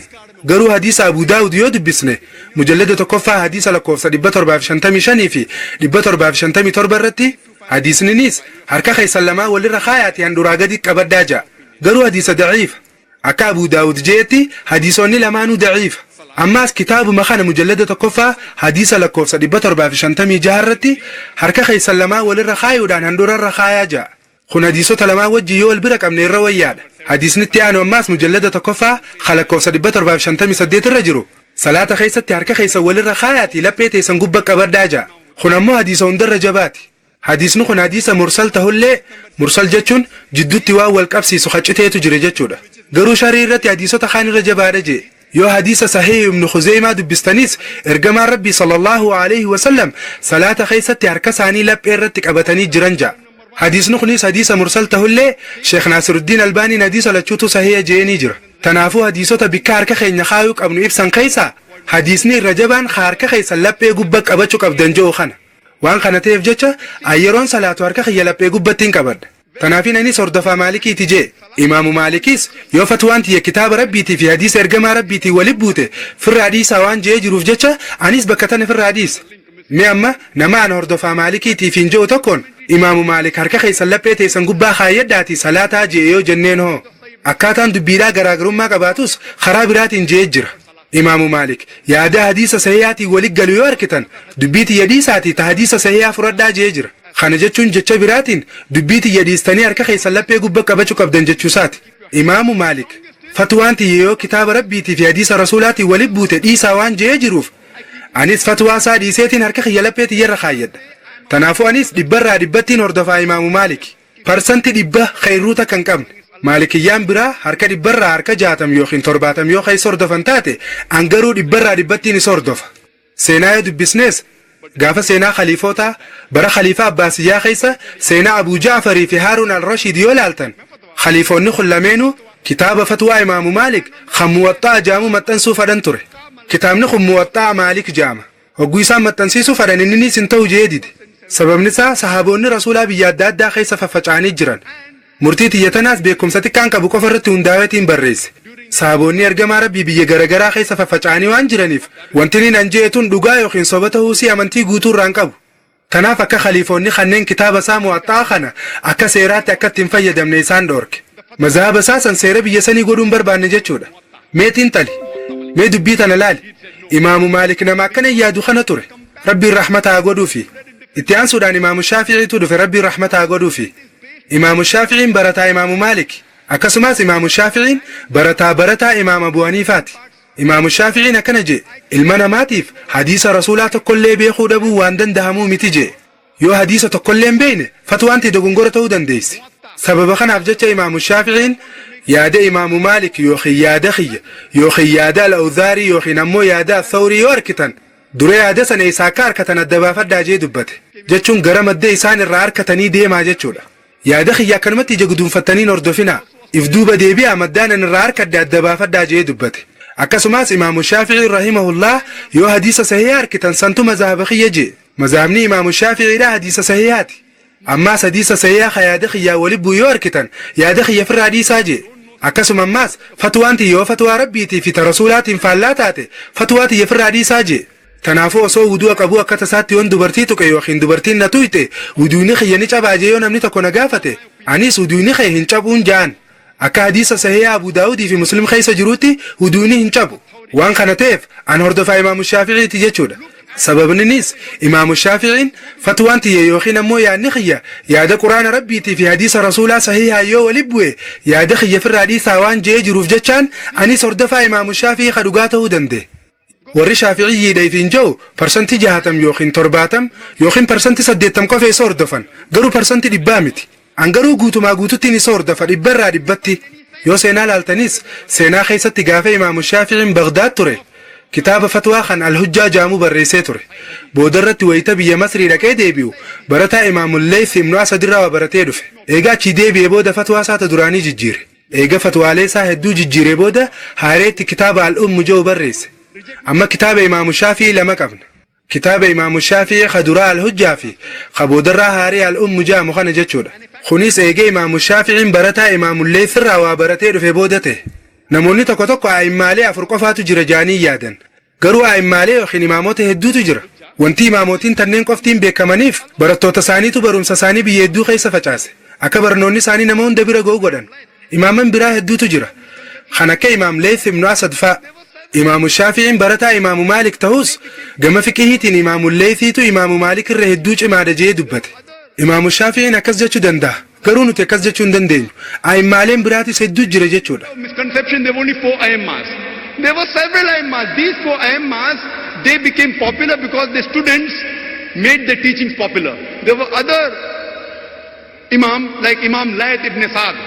According to Imam Shafi, he said, though Imam Shafi was a student of Imam Malik, he said that Imam براه هدو تجرى خنك إمام ليث بن أسد فا إمام الشافعي برتا إمام مالك توسا كنجي قم فكهتين إمام الليثي تو إمام مالك الره هدوش ما رجي دبتي جرى إمام الشافعي نكس جي دبتشو دندا قرونو تكس جتشون دندين أي مالين براتي سدو تجرى جتشو إمامنا فرفا إمام أحمد بن حنبل جام إمام أحمدي سلال شماكي إمام تخاني كب أما سنا ما كواجبيس إمام أبو حنيفة يادخي ينبرسنا يونمو الرول في قلم ملي يوخن دبي علماء في برتوني شفتي الرول في قلم ملي جيمي إمام أحمد بن حنبل سدروا واجبيس وأي روسا سنت تقليدني يوخن سنيت ميادنا ما تكوجل ديمون يقلم تجر توفجتشا إمام أحمد يادخي يتكلم برسنا جيجر يو يادخي ياجر تنتكاو يادي إمام مالك تهو يوخي يادي إمام الشافعي يوخي يادي إمام أبو حنيفة يوخ آجر تنتاتي درم الدساني لالو كبدن أكسم الناس يو يانخي يادي اللهاتي في خير جماساتي ولبو يادخي في الرادي ساجي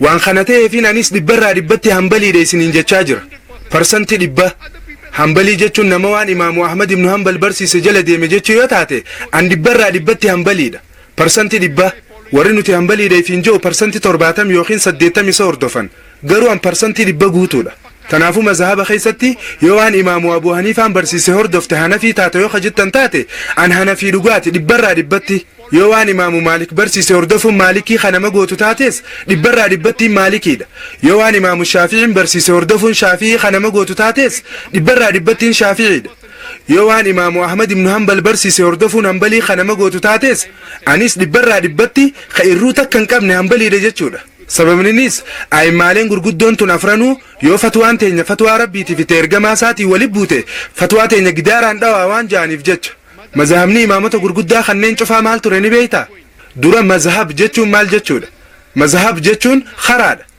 خراهور دفني تكاو يروان تكاكا خرا قدتني جل ديمن جتشي براخ مذهب جتشو بكبو سنة سنة جتشونيس خرم جتشو سنة إرجما ربي جتشون خرا إرجما ربي جتشو تنافو مذهبني إمامته غرغدا فرنشو فاتو مذهب إرجما ربي صلى الله عليه وسلم أكما إسان دينو يو حديث صحيح كتا يادخ إن فر حديث جان سنتي خنا جتشون مذهبني إماموني أفرانو أردفاتوران مذهب إرجما ربي صلى الله عليه وسلم خنسل بعد جواب دمت خراير جما ربي تجتشور إمام أبو حنيفة ربي الرحمة عقدو في مذهب هارية خن هنفي جامون دي سودا في الدفن إمام مالكيس مذهب هارية مالكي جامو يقلو في الدفن إمام الشافعي نيس مذهب شافعي جامو جلقبو في الدفن إمام أحمد بن حنبليس مذهب هارية حنبلي جامو في الدفن إسان دينو ربي الرحمة عقدو في مذهب إرجما ربي أردفو تران دبينا كموري كريستانا واي يسوع سرت نجيني راه هجرات ودوغون غورنسن عيسى عليه السلام إسلام ما برسيسو في ملك كريستان ما برسيسو في الدفن حالهم الفكاتون إمامون نقول قدانا فران خنيس قرآن ربي تي في حديث إرجما سات الرأي بروم سنو برسيسو دفن مذهب نساني مذهب براء تهين مذهب إرجما ربي تجتشولا ربي قرآن خيستي سورة النساء آيات شنتمي سقلا فارت يكنجا أطيعوا الله وأطيعوا الرسول وأولي الأمر منكم أجج ربي تي في أجج إرجما ساتيس قولا قرآن في حديث جل ديمودان أجج ورينا نقو قبني خبيكم سامرتي قولانيتيس قولا جا ربي فججمك أبدان أكسم أماس إرجما ساتي في سججمك أبدان خنتي أنسي ربي نماس كنجي أجج ورينا نقو قبني خبيكم سامرتي خنانيتيس قولا جي اتيانس قروا عنكم بكتنة تنتمورمن اتفوفيا كنجا قروا يوان تكرت والدبدن تكاهو يو إسا وليف قلو دردبن قرأ الله في إرقما سادي بياجا تنافون موني بيكم سكبن خنك إمام أبو حنيفة إمام مالك إمام الشافعي في إمام أحمد بن حنبل إسانون دافو ربي الرحمة عقودو في يو ولي قلو دبن يوخين قرأ قرم ما قباتن قرأ الله في رسول عدي بيوكم إسانون دين من والفكاتو دبتن يو فتوان تيني فعلا ربي في إرقما ساتاتي فتوان تيني وخيادة خيني في الرادي ساجان ربي خينيا سبحانه وتعالى أكسمجي ربي فججما إرجما ساتي في سججما أكسماس ورينا نقوك أبن خبيكم سامرتي سني في سججما قروا يول دبين جراتي قرا الله في إرجما سادي بيا يو ربي في قياك يا ما خدوكم ستنتاتا سنتو الدنيا رتي سني في الرجالة آخرت اللي سنتو سني في قاري رجع جمع قرآن في حديث ديبيو تنر وانت ربي برت الرجال في جالة منجرو خوانا لانسال باتي أما قابلين قرين خقافي أكنا قافة فاتو جرا وبليسو ذاكر نموت بيكم سقراناتي في حديثك أبن برتي إساني فوان سريته في دوغنغورتي الدبافتشون حلال لافتودا إسان حديث صحيحة في ضعيفة صدام بيخن قروا أكمت نتين بيكم سقاهن كمن خنا كانوا في الراجل النخون وان سريتي في دوغنغورة الدبافتشو دندين قافي جتفانا قافتشو دندان قافينيس قافي بريد دودا أماس نتتنافجة تقليد قونا نانجتشو تمال ديبين خنو فيس أني سكنان جان تقليد جتشون هي كام مال جتشودا تقليد جتشون لا ليادة علماء تكاو سنيتو مفردتني هردفون شاسا يوخين انكا تقليدا خيسا سنسنسستو هاللخم مقلدنا مقود جتشون وان تكرت علماء نتي هردفتو دوغنغورا رجراتشون سا ايغر اغانسيف مركانا يبودا اما سكسوما جينيو يسوما هردفتو تاتي هقوس مقلد تاتي جتشودا وان تكرت ايغر اغاقب سا اركتي بودا يادني علماء تهردفا جرتو دوغنغورا تهون سا ايغا بيكامي بودا اما سيسوما هردفون خب مقلد ستاسس فكين يابيو هاتي تيركينا ونيك اباتي مال قوت دكتور غري ايني بيرا جيستو اكنمت خلاخ البوس نمو مميلا لما عندي مبيرا جيستو نمني اتي بيرا جيستو سبيشاليست يوني توقب اما قرن غدو يغلتغا نمني سن ام بي بي اس توقبا لكن توخن ام دي يو تيو ام دي ني تهايجت ام دي مالي يو قباتيو جتاماس ام دي سمونيمو لكي ام دي اونن توقب اي ام دي خونني توقب تنافو اسمه دكتور براون لكن دورو قرن غوت ديجرين ساتس مالك كتي أدبافت MBBS لكي انتوخن MD توقبا MD توقبا MD مالين قدامي ساني لكي خنامت MD خخالي لكي خناسيمت خسمو لكي خنيس انتو MD كارديولوجيستيني ايوا خنجت DM يوخين سوبر سبيشاليستين وقم ما فيارت صدركاي الراولي جيتشودا MD ميديسين بودا سوبر سبيشاليستي DM جامد دبرت ايغا قرنو تنهند غوتي ديمتي تدي تمالي اكرمت ستيج غدون فتينا ماركت جلن ديمتو نمنو ما خرراتكو ابو اتي تيركو كنا وان كب دوف ديمت سنيفو كنا في كنا غوديو سينجي رافدتا لكي رانفدت دورا قرنو غوت حال ملفكاتو نموتو قوده سدفارت بسمنسن جچون خدراتي في ختيانو اطيعوا الله واطيعوا الرسول خجو غوتو خسدفاتيس خورين سنرت انغو قبن تكاو بكم سامرتي سنيفي سججما جو سنرت قرنو غدو قبت إماموني هندينو وانو تجن سري تو في تو دبو الدبافدا جاني جران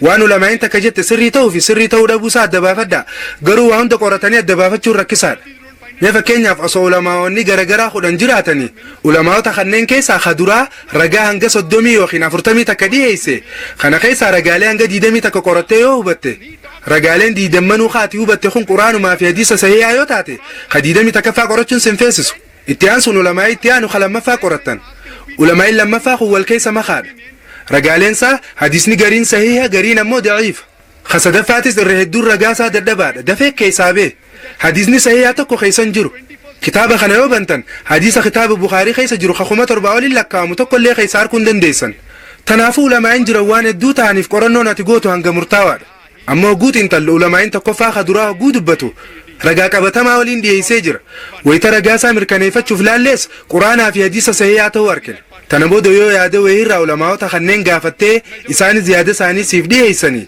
إسان سدين الراو إيجار جيفته بودا أتيس أوتوماتيكالي يوخيني في انتهت تكاو بطلومتي يادو علماء دراسة نردوفو فيلت سبب نيس رجالي ني دي سخيسا ديدم قرته ديدم منو سريته هو مركنيفة جرتوف جتشا إن شاء الله خديدم تكفات سريته دنداجة تجتشودا خنافو نمني بيكم سجاهن كم نتوكو وان نمني هندي جيرت قرنا جيسون دندو دررت ينتي قدو كم نقرنا مرتاوار علماء قبيعة يوخين علماء دراخون وهي قرآنات في حديثات دبت علماء تخنين علماء با شا دا جنات دقوقودو دندين تكاو علماء لكوف ستكا لكوف سلامة سدي أفر جنة قوقودو دندين علماء لكوف سدرار جيرو دبن نيمتي أما علماء لكوف سلامة فايوخين قبيع بار جيروانتي نديسي غما تكون سريرا غما خاني نمو دقنقورا تنافو قرنو مراسة إيغا غوتانين بودا نمنخون علماء كما كتيفي غوستم جلت يكرم دموك أبو غارين كيسان أما سسموان تكلين قراتين يو علماء تدرا خوان سيا دبت سيو خور دفتن تاتي ركون قبو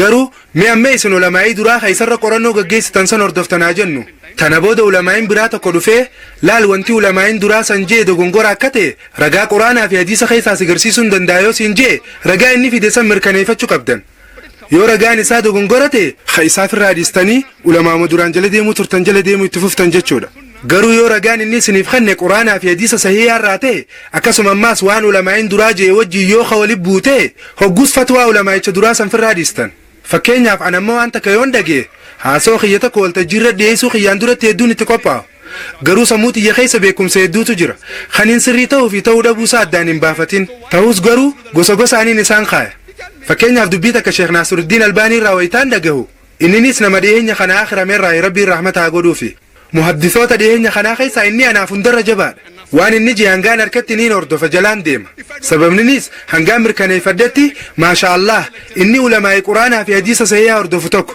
garuu namni tokko fatwaa takka tafaallaa Naasiruddiin Albaanii taate quraanaa fi hadiisa irraa yoonaaf dhiyeesse fatwaan san ta Albaaniitii wajjii yoo olif buute fatwaa sheekh Naasiruddiin Albaanii san firraa hin dhiisa akkasumaan godha sababninis ilmi namaa hundi akka dogongoruu danda'u niin beeka imaamu Shaafi'iin dogongoree jira imaamu Abu Haniifaan dogongoree jira imaamu Ahmad ibn Hanbalii fi imaamu Maalikis dogongora uumanni qaban tanaafuu sheekh Naasiruddiin Albaanii noo akkamittiin dogongorree inninis dogongoruu danda'a garuu inni ulamaa'ota garee warra quraanaa fi hadiisa mirkaneeffachuu irratti akkaan dhiyaatan irraa namni tokko osoo asif fatwaa kanne namni naannawa kanaa jechuu Naasiruddiin Albaaniin ammoo achitti yoo kanne ta Naasiruddiin Albaaniin kanne saniin amana yoo yeroon itti adda baafadhu hin qabaanne ta isaa saniin fudhadha jechuudha waaniin ifii dhiyeessu takkaa'uu waaniin asit dubbaddu kana yoo taate ammoo qoraddeetiin mirkaneeffadha waaniin dubbadduuf itti gaafatamaan anuma mataa kiyya waan ta'eef garuu beekumsa mataa kiyyaatiif takkaa'uu yoo ifuma kiyyaaf ta'e hadiisa waan jiru cufa qorachaa ooluu hin danda'u kun ulfaataadha nama beekumsa gahaa hin qabne hundaafis ni ulfaata garuu kitaaban ulamaa'ii tamii akka dubbisuu qabnu gareegara ramaduu qabna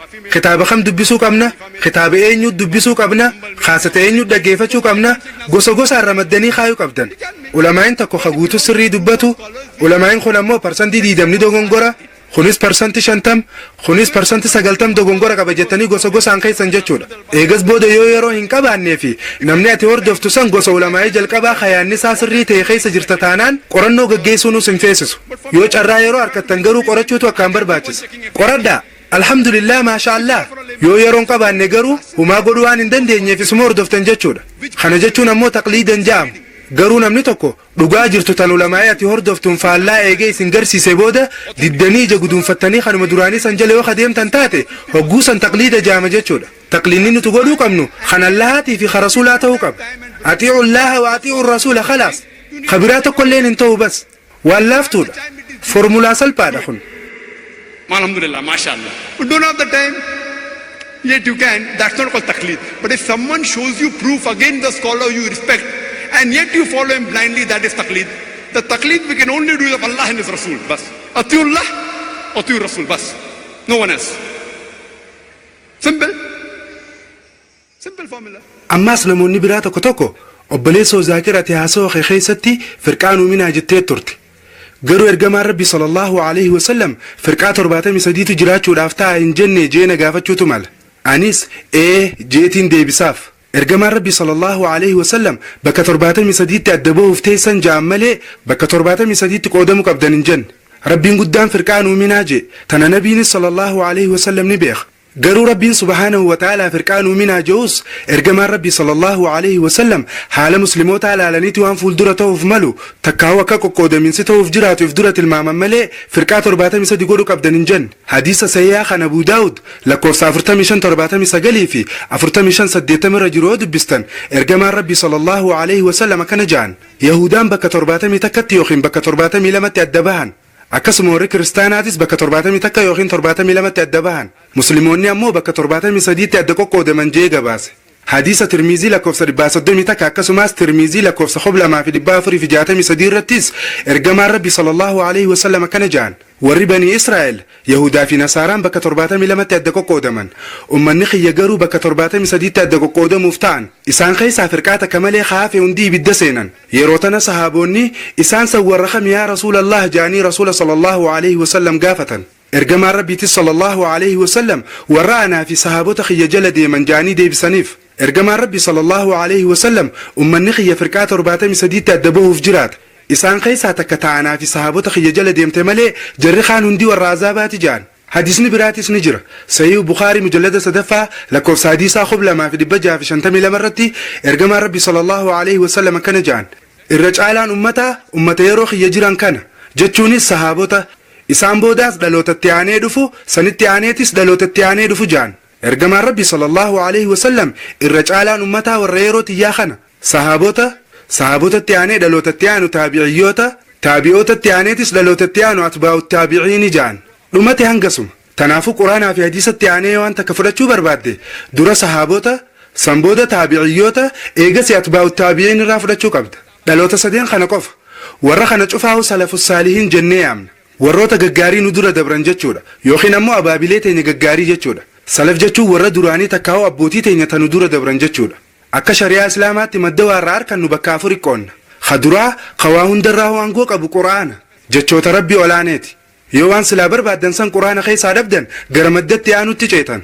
Sunis hadiisota sahiha waan ergamaan Rabbi sallallahu alaihi wasallam odeessan. Hadiisa keessattis waan ergamaan Rabbi sallallahu alaihi wasallam afaan isaaniitiin ajajaniitu waan isaan dalaganirraa aangoo qaba. Tanaafuu ajajninii fi dalagaa yoo wal dhabde ajajaatu irraa aanuu qaba takkaa fudhatamuu qaba. Maddi sadaffaa sahaabota takkaa'uu ijmaa takkaa'uu waliigaltee dhaloota sadeeniiti.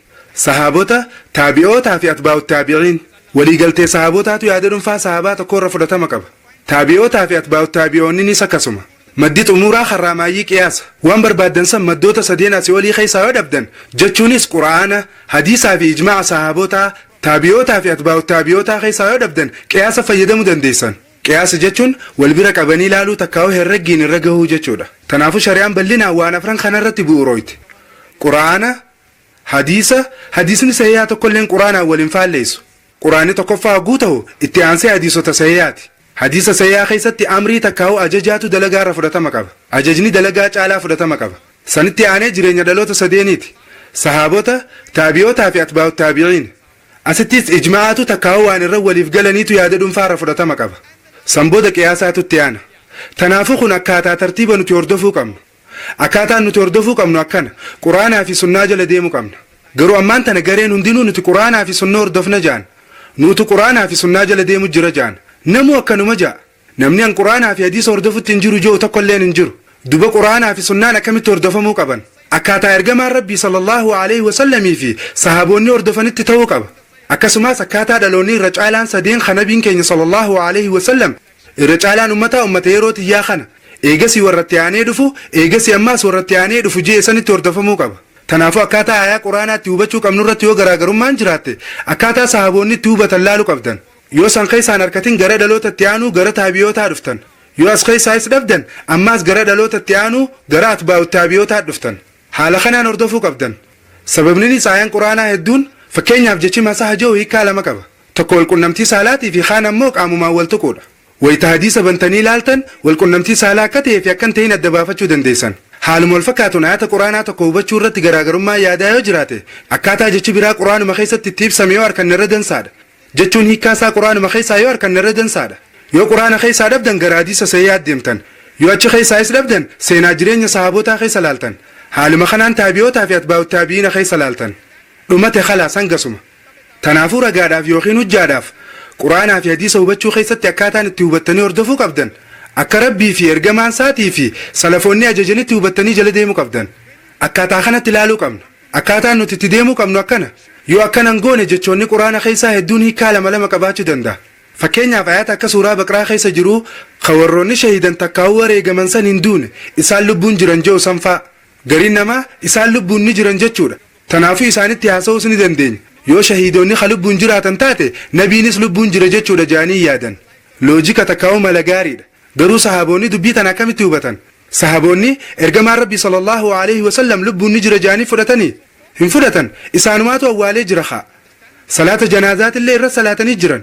Nama shahiidee dirree lolaa irratti ajjeefame sahaboonni salaata janaazaa irra salaatanii jiranii? Nama lubbuun jiru irratti isin salaata janaazaa ni salaattanii? Lakki hin salaattan. Dhaamsi quraanii bakka tanatti dabarsuu fadhe yeroo adawwiin islaamaa ummata keessan isinirraa ajjeesne jettee gammaddee dhaadattee Rabbiin ammoo isaan hin duune ni jiran jeen jechuun warri har'a ajjeefame kun akhiratti bu'aa guddoo harkatanii jechuusaati. Qaamaan yookiin lubbuun ni jiran jechuu miti. Yoo lubbuun jiraatan sahaboonni maaliif isaan awwaalarree?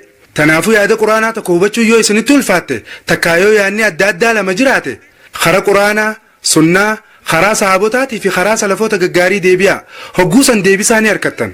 Wanti ulfaatu hin jiru laafaadha. Hayyuu ta'uunis sirraan eeggamu. Jihaada xiqqoo qofa godhuudha. Qorannuma xiqqasho qofa godhuuti isinirraa eeggama. Waa xiqqashuma dila sunda guddoo miti. Namoonni garee biraatis ni jiran. Hayoo ati isin warra kami jettee gaafatte takkaa'u isiniin kun maali jettee yoo gaafatte nuti ahlul hadiis isin jaan. Ahlul hadiis jechuun maal jechuudha jettee yoo isaan gaafattees nuti ummata quraanaa fi sunnaati. Ummata quraanaa fi hadiisaati jaanisiif deebisan. Hayyee gaariidha fudhatama ni qaba. Hayyee eegee isin ahlul hadiis jettaniif yaamtan anammoo ahla sahihul hadiis jeetiiniif yaamaan jeen. Sababni waan quraanaa fi hadiisota sayyaa qofa hordofuuf. Musliimoonni biraa hadiisa daciifaa fi mawduu hordofuutu jira. Anammoo ahla sahihul hadiis. Kun ammoo yoo maqaa wayiitiin na yaamuu barbaaddan qofa jechuudha. Ahlul hadiis jechuun warra hadiisa daciifallee mawduu'allee numa hordofu. Warra harka isaanii handhuraa gadi qabatu faadha. Humaa rakkoon qabu. Maqaa wayiitiin na yaamuu barbaaddan taanaan an ahla sahihul hadiis. Obboleeyyan isin ahlul hadiis wayiteef hin jettan kana maal jechuudha jee yoon gaafadhees. Nuti warra quraanaa fi hadiisa dhibbarraa dhibbatti hordofu naan jaan. Anis hayyee gaariidha. Mee aayata quraanaa keessaa kamtu quraana keessaa bakka tamitti rabbiin ahlul hadiis fiin ja'atiif yaamaa jee yoon gaafadhees. Jarrini sumaata kalleen harkine jaan. Mee hadiisni sahihaa hoo ergamaan rabbi sallallahu alayhi wasallam ahlul hadiis ja'atiif yaamaa jee dubbatanii jira je'uunis deebiin hin jirtu. Waan kana ta'eef an ahlul hadiis jeeif yaamu. An muslima jeetiiniif yaamu. Kana jechuun an dhibbarraa dhibbatti ahlul hadiis jechuudha. Isin ammoo hanga tokko irruudha. Parsantii 90 parsantii 95 takkaa'u parsantii 98 ta'uu maltan. Laakiin an dhibbarraa dhibbatti ahlul hadiis jechuun ahlu sahihul hadiis jechuu xiyya. Fudhatama ni qabamuun qabu. Yoo quraanaa fi hadiisa jala kadeemtan taate laal aayanni quraanaa tokkolleen karabbiin ahlul hadiis ja'eef yaamaa jiru tokko hin jiru. Hadiisni sahihaatis ergamaan rabbi sallallahu alayhi wasallam ahlul hadiis ja'eef yaamaa jirus tokko hin jiru. Ammaas namoota garee biraatii jira. Kanuma akka warra ahlul hadiisii wal fakkaatu warra nuti salafiidha ifiin jiru. Nuti salafiidha ja'an. Anis aboo salafiidha jettee jee ogguun gaafadhu. An salafiidha naan ja'a. Anis hayyee salafii jechuun maal jechuudhaan ja'an. Salafii jechuun warra salafus saalihiin jala deemu jechuudha naan ja'a. Anis bar salafus saalihiina jalaan deemaan jeen. Kaniin hordofu Allaha ergamaa isaatii fi salafus saalihiina. Ummata bara ergamaa rabbi eegasii warratti aanee dhufu eegasii ammaas warratti aanee dhufu jalaan deema. Garuu quraana keessa bakki rabbiin salafii ja'eef yaamaa jiru ni jirti jeetiin gaafadha. Hin jirtu naan ja'an. Hadiisni tokko ergamaan rabbi sallallahu alayhi wasallam salafii ja'eef yaamaa jiru hoo ni jira. Hin jiru naan ja'an.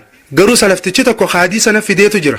Hadiisa ergamaan rabbi sallallahu alayhi wasallam an salafiidha jee ni jira jeen na fide. Sahih Muslim keessa jira naan jee garuu bakka inni jiru sirri natti himne. Anis hayyee gaariidha jeetiin mirkaneeffachuudhaaf Sahih Muslim as fudhadhee lallaale. Sahih Muslim lakkoofsa 2,405 yookiin 2,400 wayirra jirana fakkaata.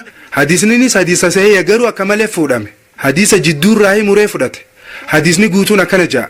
Nabi Muhammad sallallahu alayhi wasallam Faatimaadhaan radiyallahu anhaa akkana jee ansiif salafa gaariidha. Abbaatu intala isaatiin ansiif salafa gaariidha jee. Nabi Muhammadiitu sallallahu alayhi wasallam intala isaa Faatimaadhaan radiyallahu anhaa ansiif salafa gaariidha jeen. Akkuma reefu isinii himetti afaan arabaatiin salaf jechuun hiikaa kaduraanii takkaa'uu kadabre jedhu qaba. Abaabilee takkaa'uu abbootii duraa jechuudha. Kanaafuu yoon intalatiyyaan ansiif salafiidha jeen umaa rakkoon qabu. Namni arabaa ka kiristaanaa tokkos yoon intala isaatiin ansiif salafiidha jeen rakkoon hin jirtu. Akka jecha seeraa afaanitti rakkoon qabu. Garuu karaa islaamummaatiin yoo taate rakkoodha. Dhugaadha Nabi Muhammad sallallahu alayhi wasallam intala isaatiif fakkeenya gaarii kaduraati. Garuu har'aan tana abbaan hundinuu ilmaan isaatiif salafus saalihiin ta'uu dhabuutu mala. Tarii ijoolleen abbaarra islaamummaa qabaachuutu mala. Kanaafuu abbaan hundinuu ilmaan isaatiin ansiif salafa jechuun hin danda'u. Laal akka seeraa afaaniitti yoo jecha salaf jiru kana hubatte akka ulamaa'onni gurguddoon ja'anitti ka warri salafiilleen ulamaa'ota gaariidha ja'aniin illeen akka ja'anitti har'aan tana namni tokkolleen an salafiidha ifiin jechuu hin danda'u ja'an.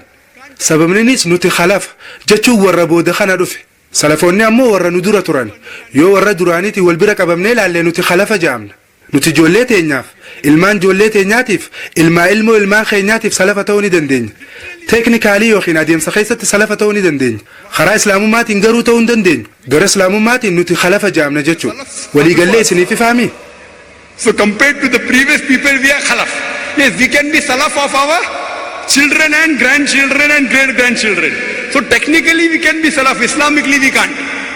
Islamically we are khalaf. Clear? Fine. When I'd gone to Australia, the first time I went to Australia, I'd gone for lecture tour. and a group of good brothers, mashallah, following Quran and Sunnah, Sahih Hadith.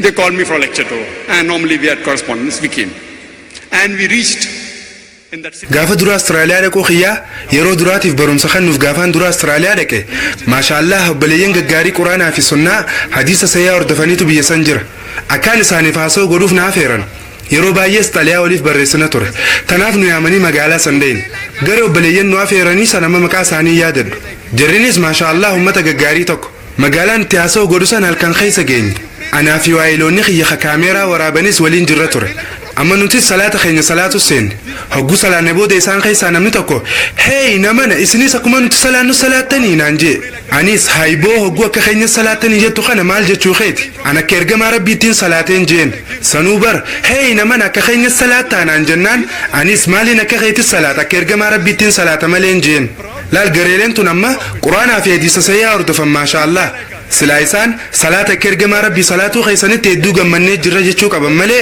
akka keenya salaatan jechuun isaanirra hin turre ani isaanii salaatus tana dura arkeen beeku salaata kiyya haala kanaaniin waggaa dheeraaf salaataa jira an akka saatitti osoo hin taane akka ergamaa rabbiitittiin salaataa jira alhamdulillah innilleen akkuma ergamaa rabbiititti salaatu jira wanti silaa inni jechuu qabu akka ergamaa rabbiititti salaatuu keetitti gammadeetiin jira tahuu qaba garuu inni gammachuu keessa hey man you pray like us naan jee yeroo naaf eeran san kaaseta khiyyaarkaniiti malee nan beekan haasoo zaakir comparative religion yookiin garaagarummaa fi walfakkii amantiilee irratti godhu san beekan malee aqiidaa isaan beekan aqiidaan isaa maal akka taateen beeynu ja'an saniif jecha zigaalumaaf yookiin sodaachaatuma naaf eeran sababninis gama amantiilee wal bira qabuutiin akkaan ispeeshaalistii ta'etti beekan akkasuma wayita kaaseta khiyyalaalanis rakkina takka illee keessa harkuu hin dandeenye garuu aqiidaatiyyan beekan akkaan itti salaatus hin beekan tanaaf rincicaatuma na afeeranii hogguu akkaataan itti salaatu harkan gammadanii hey naman akkuma nuti salaannu salaattanaan jaan anammoo lakki akka ergamaa rabbiittiin salaataan jeen garuu maashaallah isaan hundinuu obboleeyyan gaggaariidha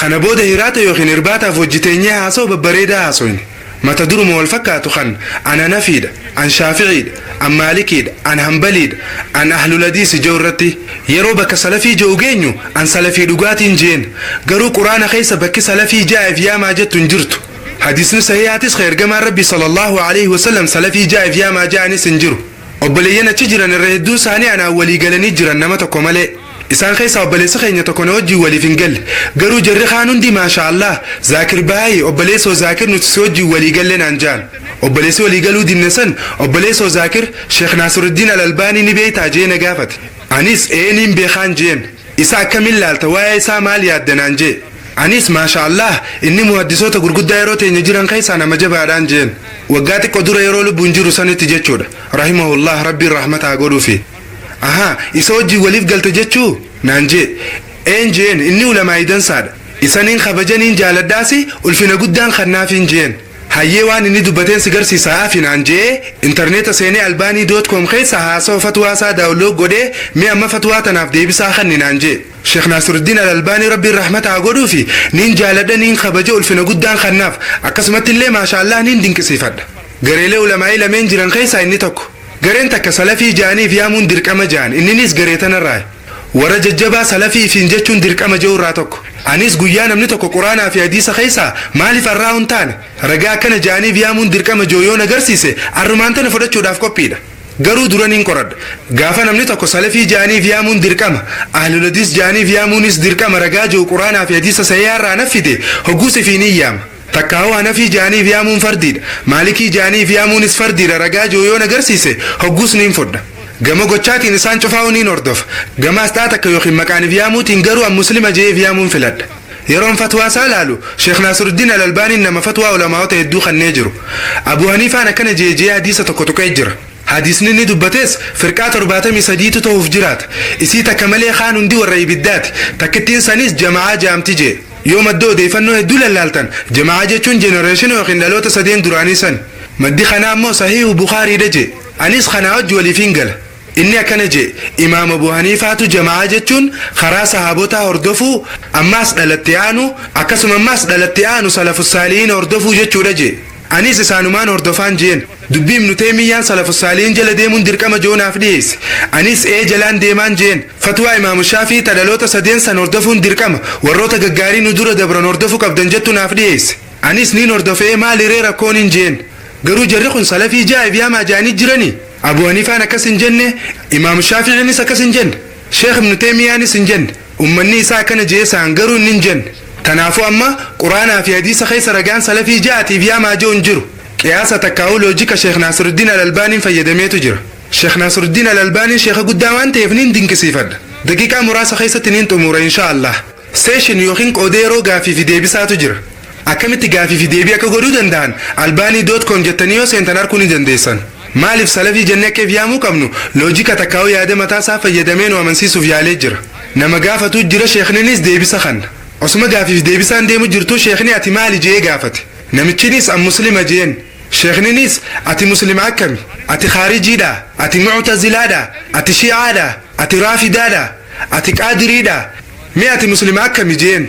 Namichinis an muslima quraanaa fi sunnaa hordofu jeen. Sheekninis sunnaa akkami sunnaatami?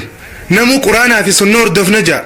Khawaarijaan quraanaa fi sunna ja'an, shi'aanis quraanaa fi sunna ja'an, qaadiriinis quraanaa fi sunna ja'an. Ati hoo quraanaa fi sunna akkam hordofta jeen? Namichinis an quraanaa fi sunnaa akkaataa salafus saaliin hubatanii hordofanittiin hordofa jeen. Sheekninis baay'ee gaariidha jeen. Tanaafuu quraanaa fi sunnaa akkaataa salafus saaliin hubatanitti hordofu qabda. Hima dheeraa kanaaf jechi gabaabaan jecha salafii je'u ta'a. Akkasitti mormii sammuu hatanii jechuu akka warri salafii je'utti. An Sheekh Naasiruddin Al-Albaanii niin kabaja. Irra hedduu wayitaan haasoo kiyya akkanaa kana godhuuf deemu yoo hadiisa mirkaneeffachuuf ada kitaaba isaatiin laala. Tanaafiin isa kabajee isa jaaladhee akkasuma ulfina guddaallee kannaaf. Garuu isarratti taqliidan godhu. Taqliida godhuun rabbii fi ergamaasaa qofarratti. Laala amma wanti kun loojika yaadasaati yookiin qiyaasa jedhama. An ammoo quraanaa fi sunnaarraa ragaanaaf dhiyeessiin jee malee loojika yookiin dubbii malaatii miti. Alhamdulillah thumma alhamdulillah an rabbiin loojikaan na badhaasee jira. Thumma alhamdulillah an hayyuu miti. An akka barataa ilmii barbaaduu tokkottiin if laala. Barataa beekumsaati darasaadha. Garuu rabbiin ulamaa'ota hedduu wajji akkaa wal arkuna godhee jira. Ulamaa'ota gurguddaa biyya Hindii, Kanaduwaa, Kadiyoobandii, Kasuudii, alhamdulillah warra ardii biraatis hedduudha jechuu. Akkaan moggatti ulamaa'ota gurguddaa zamana kanaa wajji wal qunnamee wajji haasa'u rabbiin dandeettii isaatiin na badhaasee jira. Isaanii wajji wal arkee haasa'uu kiyyaafis rabbiin beekumsa kiyyanaaf dabalee jira. Ta'us garuu an ammallee baratuma. Beekumsni nan qabu muraasa waa xiqqashu. Garuu loojikni kiyyani jira. Alhamdulillah rabbiin loojikaan na badhaasee jira. Amma gaa kanarratti hundaa'ee ati muslima akkamiiti? Ati khawaarijaadha? Ati mu'tazilaadha? Ati shi'aadha? Ati qaadiriidha? Ati suufiidha waan jiru kanarratti hundaa'eeti sheekni mormii san injifate. Namichi gaafatu san ammoo rabbiin muslima jaa'ib yaamaan jenne jee gaafate. Sheekninis yeroo sanitti islaamni jiru tokko qofa ture. Amma garuu garee adda addaatu jira. Tanaaf yeroo ammaa kanatti salafii jettee adda baasteef yaamuun dirqama fardii taatee jeen sheekni. Loojika yaada jechuudha. Mormii sanis bakka tanatti umuramtee Sheekh Naasiruddin Albaaniitu mo'ate jechuudha. Amma deebiitiyyaan isinii kan. Laal anaa wajji mormii fittin seeninaa. Ragaa quraanaa fi sunnaa keessaa na fidde taanaan Dr. Zaakir Battaluma sirraa fudhata. Mormii irratti alhamdulillah rabbiin na badhaasee jira. Waa mormuu irratti alhamdulillah. Deebinan Sheekh Naasiruddin Al-Albaaniif kannu.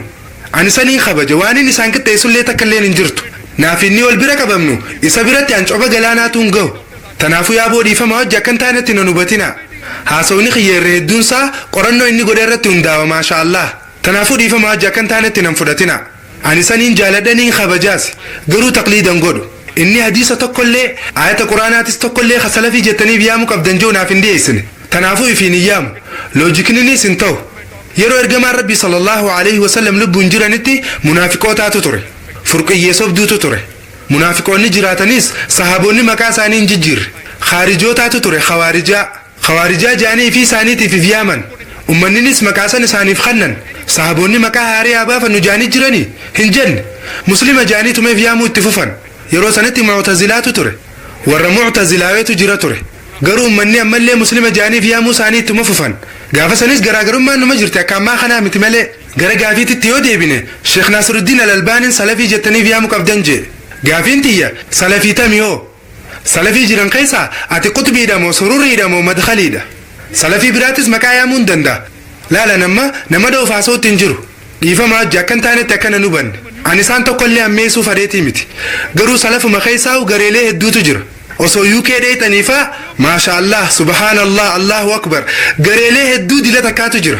Biyya UKtti gareen salafii takka garee salafii biraatiin kaafira jettee arrabsitee ollolti. نعوذ بالله ربي الترامة جنفن يروك بأن تنبودت ديبنا إن شاء الله تنافو أتجاري سلفي تميتي أما اسمكم مفاد اللي وصوي في فخني تنيجرين براو ممونسين ولمتو تبرا شيعة أسبه خانس نتسني رجت شو يقال أما أسجري أهل السنة والجماعة جامتو تجرا أما أسجراجرون ما نمو ممت جراجرون ما دراني تهنفي مالكي شافعي همبلي جترتي أما استسلفي أهل الحديث جترفت عدد ميل من ما مكا هاريتكم مقافتون جرين براو مموني سفنكبتو يرو مكاتكم مقافتو جري براتي سكو مودن دي سبيخي مكا ربي مقاس خيست اللي نمني ولدبوني دندا أكول دبو دندا واللي ربي إنه في ميجر قرو مكان مقاس خونكو قود من سنفيد جتي يادين ربي نسم بيخو جتي يادين ربي نبيخ ربي نمني مسلمة كاكو قود من نبيخ قرآن خيست اسمه ميجر ارجما ربي صلى الله عليه وسلم دبتني جران هاتوا كسمات جينو ارجما ربي صلى الله عليه وسلم أهل الحديث جاء فيها من جن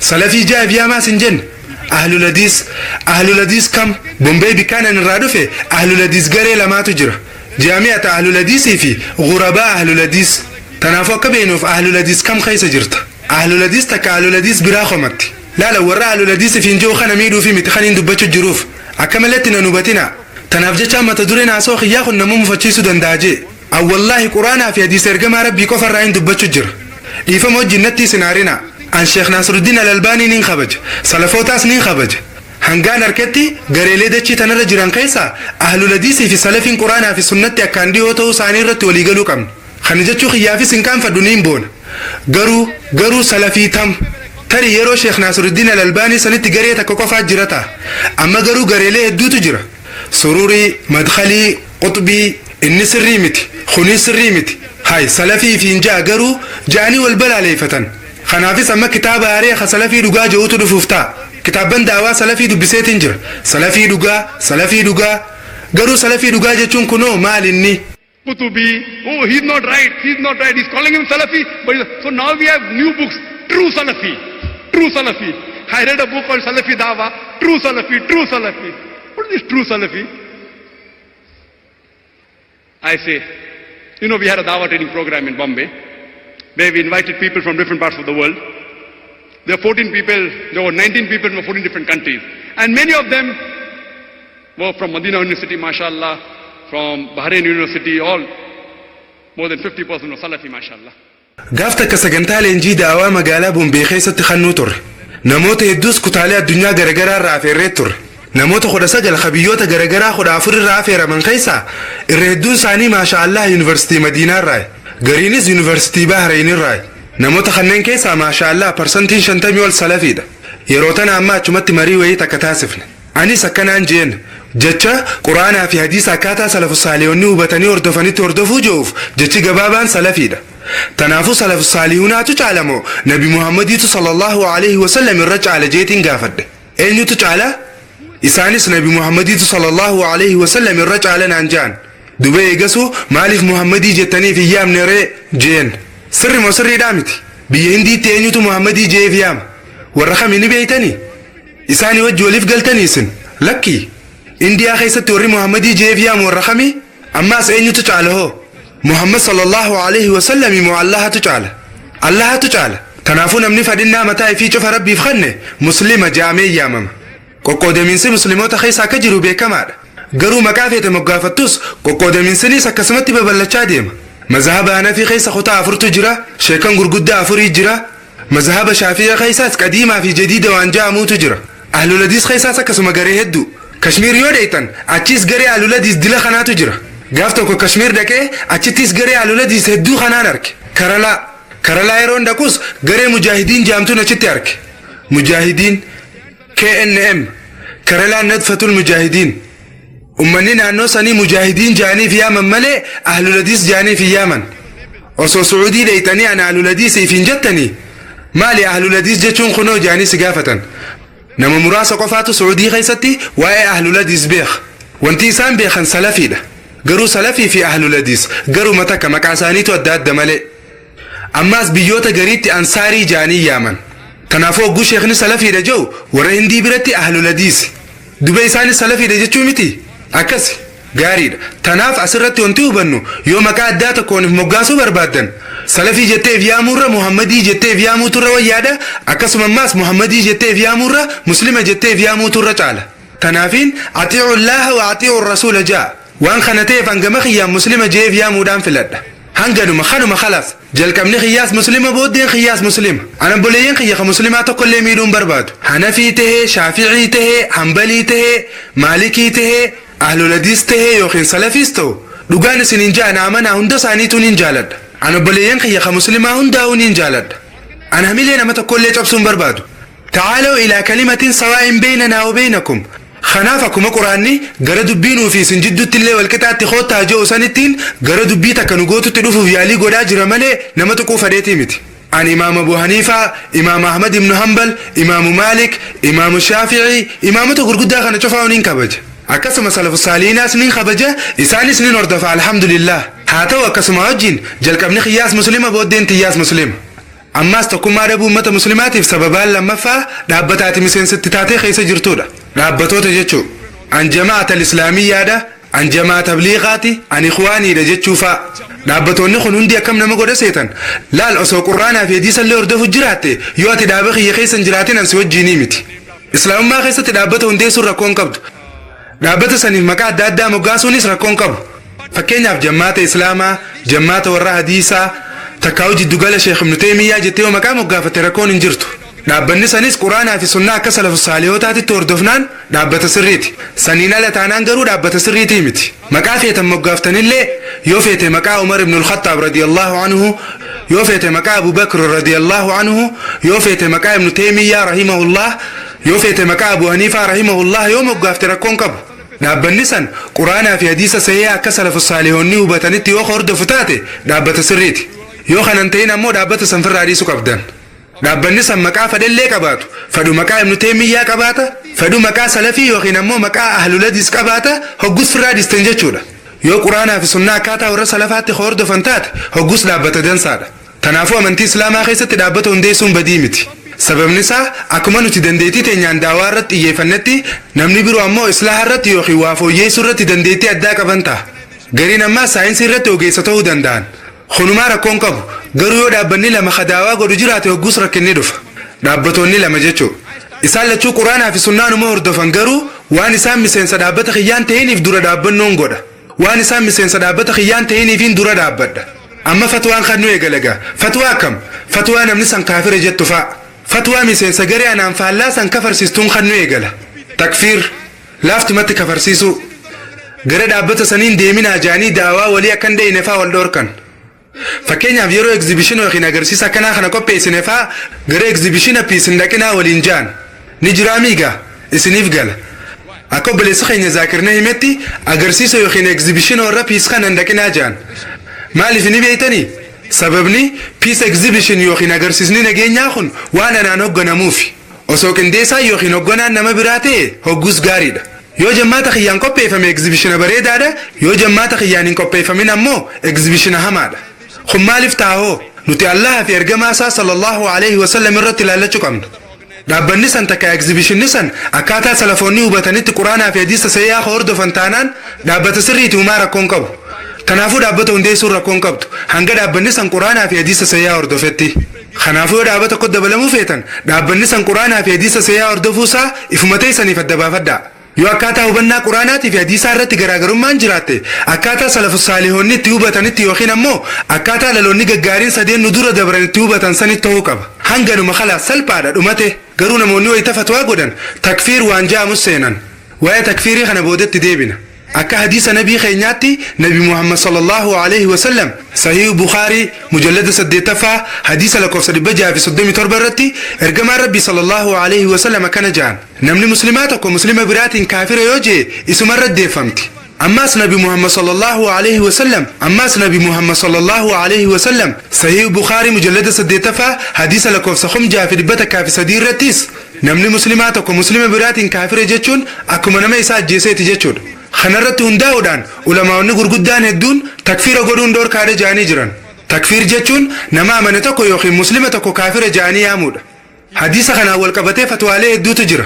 Akka Haafiz ibn Hajar jeetti hadisni sahih bukhari keessa jiru khayona man kafira jette sumad deebifama joo kun kufriin san sumad deebiteeti ati kafira taate jechuudha je sheekh ash-shawkaniinis nama amanata kon kafiran jeena hanga ragaa qabatamaa qubsaa akka aduu guyyaa iftuu irratti arkitan malee je hanga namni san dhugumatti kafira ta'uu saa ragaan beeytutti kafira jechuun hin qabduun laal kafiraanuu kafira jaanii yaamuun fardii miti duba muslima fa akkamigaa tarii kafiraan yeroo fatwaa godhan takfiir inni tokko isa biraatiin kafira jee yaam guutumatti ala sibaasan guutumatti islaamummaa ala sibaasan tanaafuu akkas jaanii nama yaamuun dogongora akka ta'e fatwaaleen ibsan hedduutu jira akkumaan tuqee turetti jecha salafii jaaniif yaamuu kanarratti gareeleen ulamaa'otaa lama akka jiran dubbaddeetiin jira garee lameen keessaa takka salafii jaaniif yaamuun dirqama jaan kanaafis akka fakkeenyaatti sheekh naasiruddin al-albaanii isiniif dhiyeesseetiin jira ammaas akka beektan kaniin barbaadu sheekh saalii fawzaan kaniin akkaan kabaju inni ulamaa yeroo ammaa lubbuun jiruudha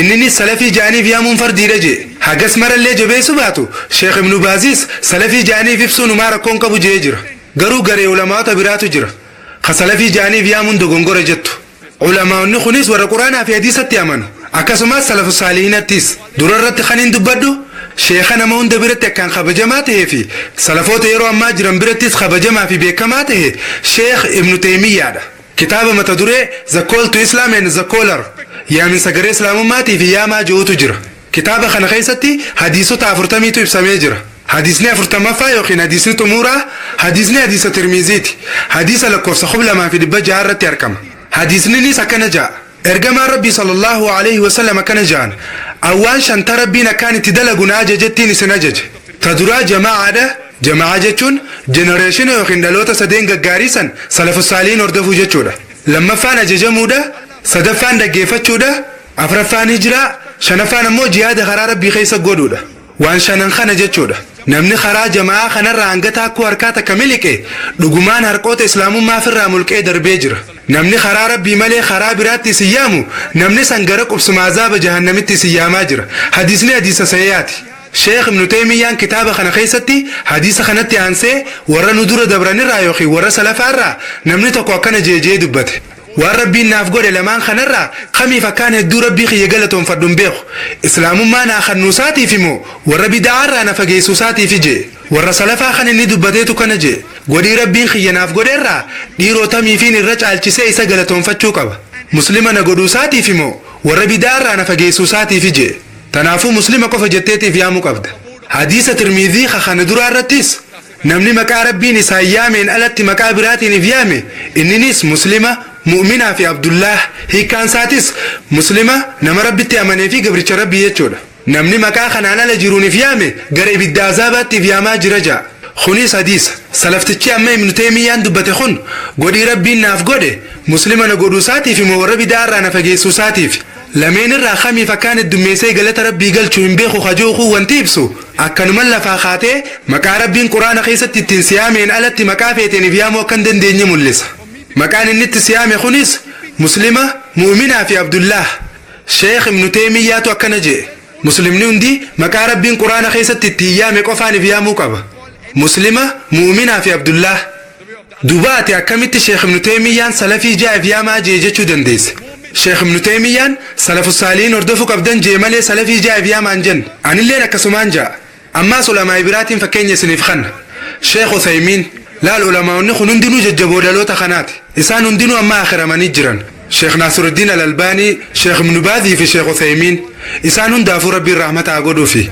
kitaaba mata duree hanga yoom qoqqoodamna jedhu keessatti kitaaba kana sheekh uthaymiinitu barreesse egzibishina kanarraa illee argachuu ni dandeessan kitaaba hanga yoom qoqqoodamnaa fuula 36 irratti namicha biyya hindii tokkootu sheekh uthaymiin gaafii gaafate biyya tiyyatti namoonni garee ikhwaaniitii fi tabliiqitti nama yaamu jiran jarri kun karaa dhugaarra jiran moo cubbuurra jiran jee gaafate sheekh uthaymiinis yoo namni tokko ikhwaanii tabliiqii yookiin salafii fi jechaa karaa sanitti nama yaame inni nu dogongorarra jira jee deebiseef gaafiin salafii jettu bikka tanatti hin gaafatamneehu garuu sheekh uthaymiin bikka san bira dabarseeti salafii sitti deebii tana kan namni garee ikhwaanii tabliiqii fi salafitti nama yaamu hundi karaa jallinaarra jira jee anaa miti doktor zaakir naayik amantii islaamaa keessatti waan takka illee miti an ziiroodha sheekh uthaymiin yoo wal bira qabamu waanuma hin jirre jechuudha an ziiroodha sheekh uthaymiin maashaallah nama beekumsa guddaa qabu an fatwaa sheekh uthaymiin jalaan deemu jira salafin qubana laatu barbaadan hundi quba saanii gama Sheekh Uthayminitti achi qabu qaban namoonni si websaayitiilee irratti arkitan kun hundi Sheekh Uthaymin salafii jaa'ib yaamaa jeenjaan wanti isaan jaan Sheekh Uthaymin karaa salafus saalihinaa hordofu qabdan jeejaan anillee akkanumaan jaabar Sheekh Uthaymin karaa salafus saalihinaatti nama yaamurra koodan jen garuu yoo karaa salafii jettaniif yaamu qabdan je'utti kana yaamtan taate hoggus cubbuura jirtan jee Sheekh Nasruddin Al-Albaniin gara tokkoon jajjabeessee fardiidha jee Sheekh Uthaymin ammoo hin ta'u jee garuu isaan lameen waan irra waliif galan qaban Sheekh Nasruddin Al-Albaniin yoo anaatu nama hunda caalattiif yaaddee salafii jettee keef yaamtu taate hoggus dogongortee jirta jee jira Sheekh Saalih Fawzaaniinis an salafiidha jettee akka nama hunda caaluutitti yoo keef dhaaddu taate hoggus dogongorarra jirta jee sheekotiin gurguddoon warroonni salafiifiin jechuun dirqama jaanu dhaadachuuf jecha ani salafiidha anaatu nama hunda caala ana malee namni biraa jannatan seenu yoo jettu taate dogongora jaanii dubbatanii jiran Sheekh Saalih Fawzaan Sheekh Nasruddin Al-Albanii fi Sheekh Ibn Baas faatu kana jee jira Sheekh Uthaymin ammoo kana jechuu bira dabree inumaatu salafii jettee yaamuun qabdu jee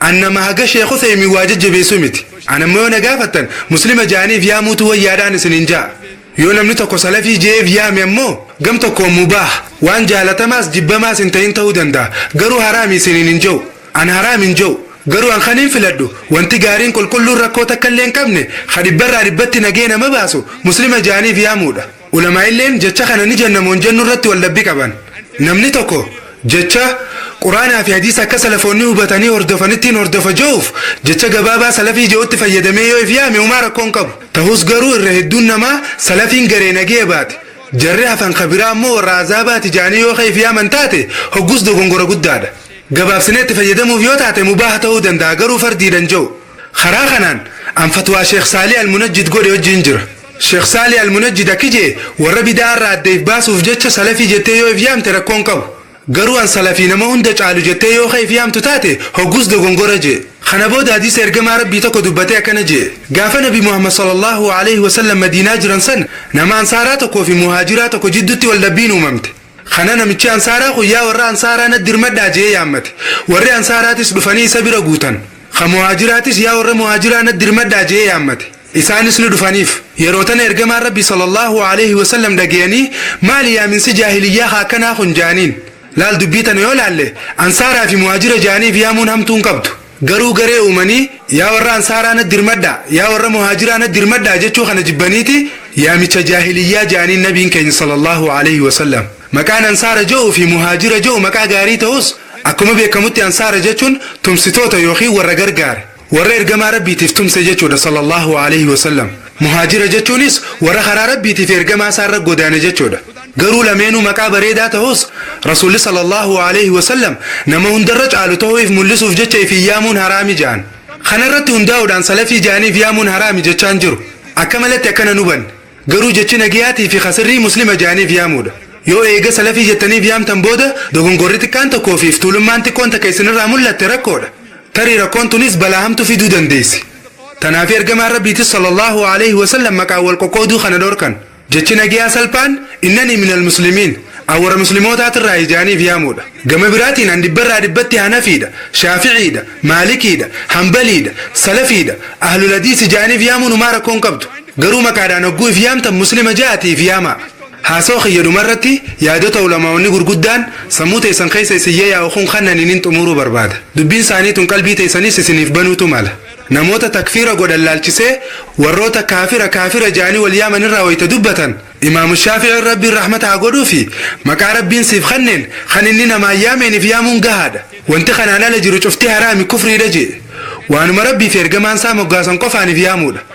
kanaan ala wanti biraa takka illeen hin jirtu wanti kanaan alaa kufriidha garuu namni tokko wallaalaa yoo maqaa biraatiin yaame kaafiraa miti imaamu shaafi'iitu kana jee imaamu shaafi'iitu akkana jee sheekh ibnu taymiyaanoo waan jeeni beeytaa yoo namni tokko namaaf sujuudee kun amantii kiyya jee yaade namni san kaafiraa miti jee sheekh ibnu taymiyaa namni tokko ilma namaatiif sujuudee wanti kun amantii kiyya jee yoo yaade hanga namni biraa waan kana isaaf ibsee adda baasuufitti kaafiran jaamu yoo eegaa adda baasaniif booda waan sanirra jiraate malee jee sheekh ibnu taymiyaa aalima jabaa akkami isaa tokkana jee dabalataa yoo dubbistanis sheekh ashawkaaniin akkana jee namni tokko wallaalummaadhaan waan rabbi malee jiruuf yoo mataa gabbuuse kaafiraa miti jee muhammad ibnu abdul wahhaabis rabbiin rahmataa godhuufi waan jee nuti warra qubbii qabrii abdulqaadir jeelaanii takkaa'u أحمد البداوي في خان كان فكات نرت سجود قدنين كافر جنون دوبا كمتنا موت شركين دلقين كافر جنانجي دوبا كمتنا موت شركين دلقين كافر جناجي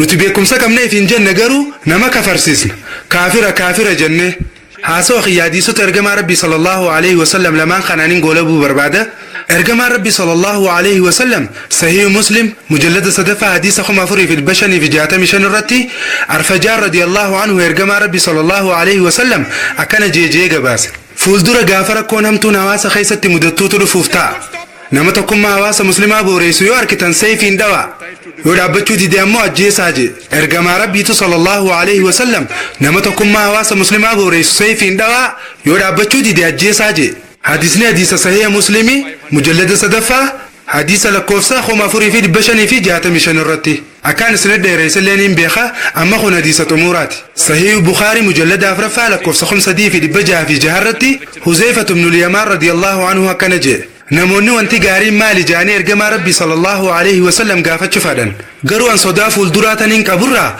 وانتي همتم مالي جي قافت شنفد جي ارقما ربي صلى الله عليه وسلم كان جي قافت يا رسول الله نتولى لما في بديامتو خيستر قروا ما ربين خير نباسي جر دب خيري تنبودا وانتي همتو ندفتو نجرتي جي قافت ارقما ربي صلى الله عليه وسلم ايه همتو نجرتي جين همتو سنبودا هو وانتي قارين دفتو نجرتي جي قافت رسولنا صلى الله عليه وسلم ايه قروا همتو هاتك وجين جانين همتون تكون سنو مالي جي قافت رسولنا صلى الله عليه وسلم همتون سن نموني قروانين نمبرسيسني تنمي عمودو فودا جين سنبودو همتون براتا دفتو نجرتي جي قافت ارقما ربي صلى الله عليه وسلم ايه جين امتا قريب الدازابات سيامو تدف أما سوزيفا رضي الله عنه مال قدوك أم نجي رسول صلى الله عليه وسلم قافت رسولنا صلى الله عليه وسلم جماعة مسلماتي في قنطوة ثاني كبدو جبيفر جين يو جماعة مسلمتوتاتي في قنطوني ثاني جيران نهو جي قافنان هقوس فرقالي جيران هندر راو فقادو بكا فقاد تسانيتي يو هندي مخانياتشون دركما ستات اللي نيادو وصو على سنر جرتو ربين سيجيسو ترسيف تعالى جين صلى الله عليه وسلم وآخر دعوانا عن الحمد لله رب العالمين وصلى الله على نبينا محمد وعلى آله وصحبه وسلم. From all the sects, even if you have to bite the root of the tree until you meet Allah subhanahu wa ta'ala in that state. وآخر دعوانا الحمد لله رب العالمين.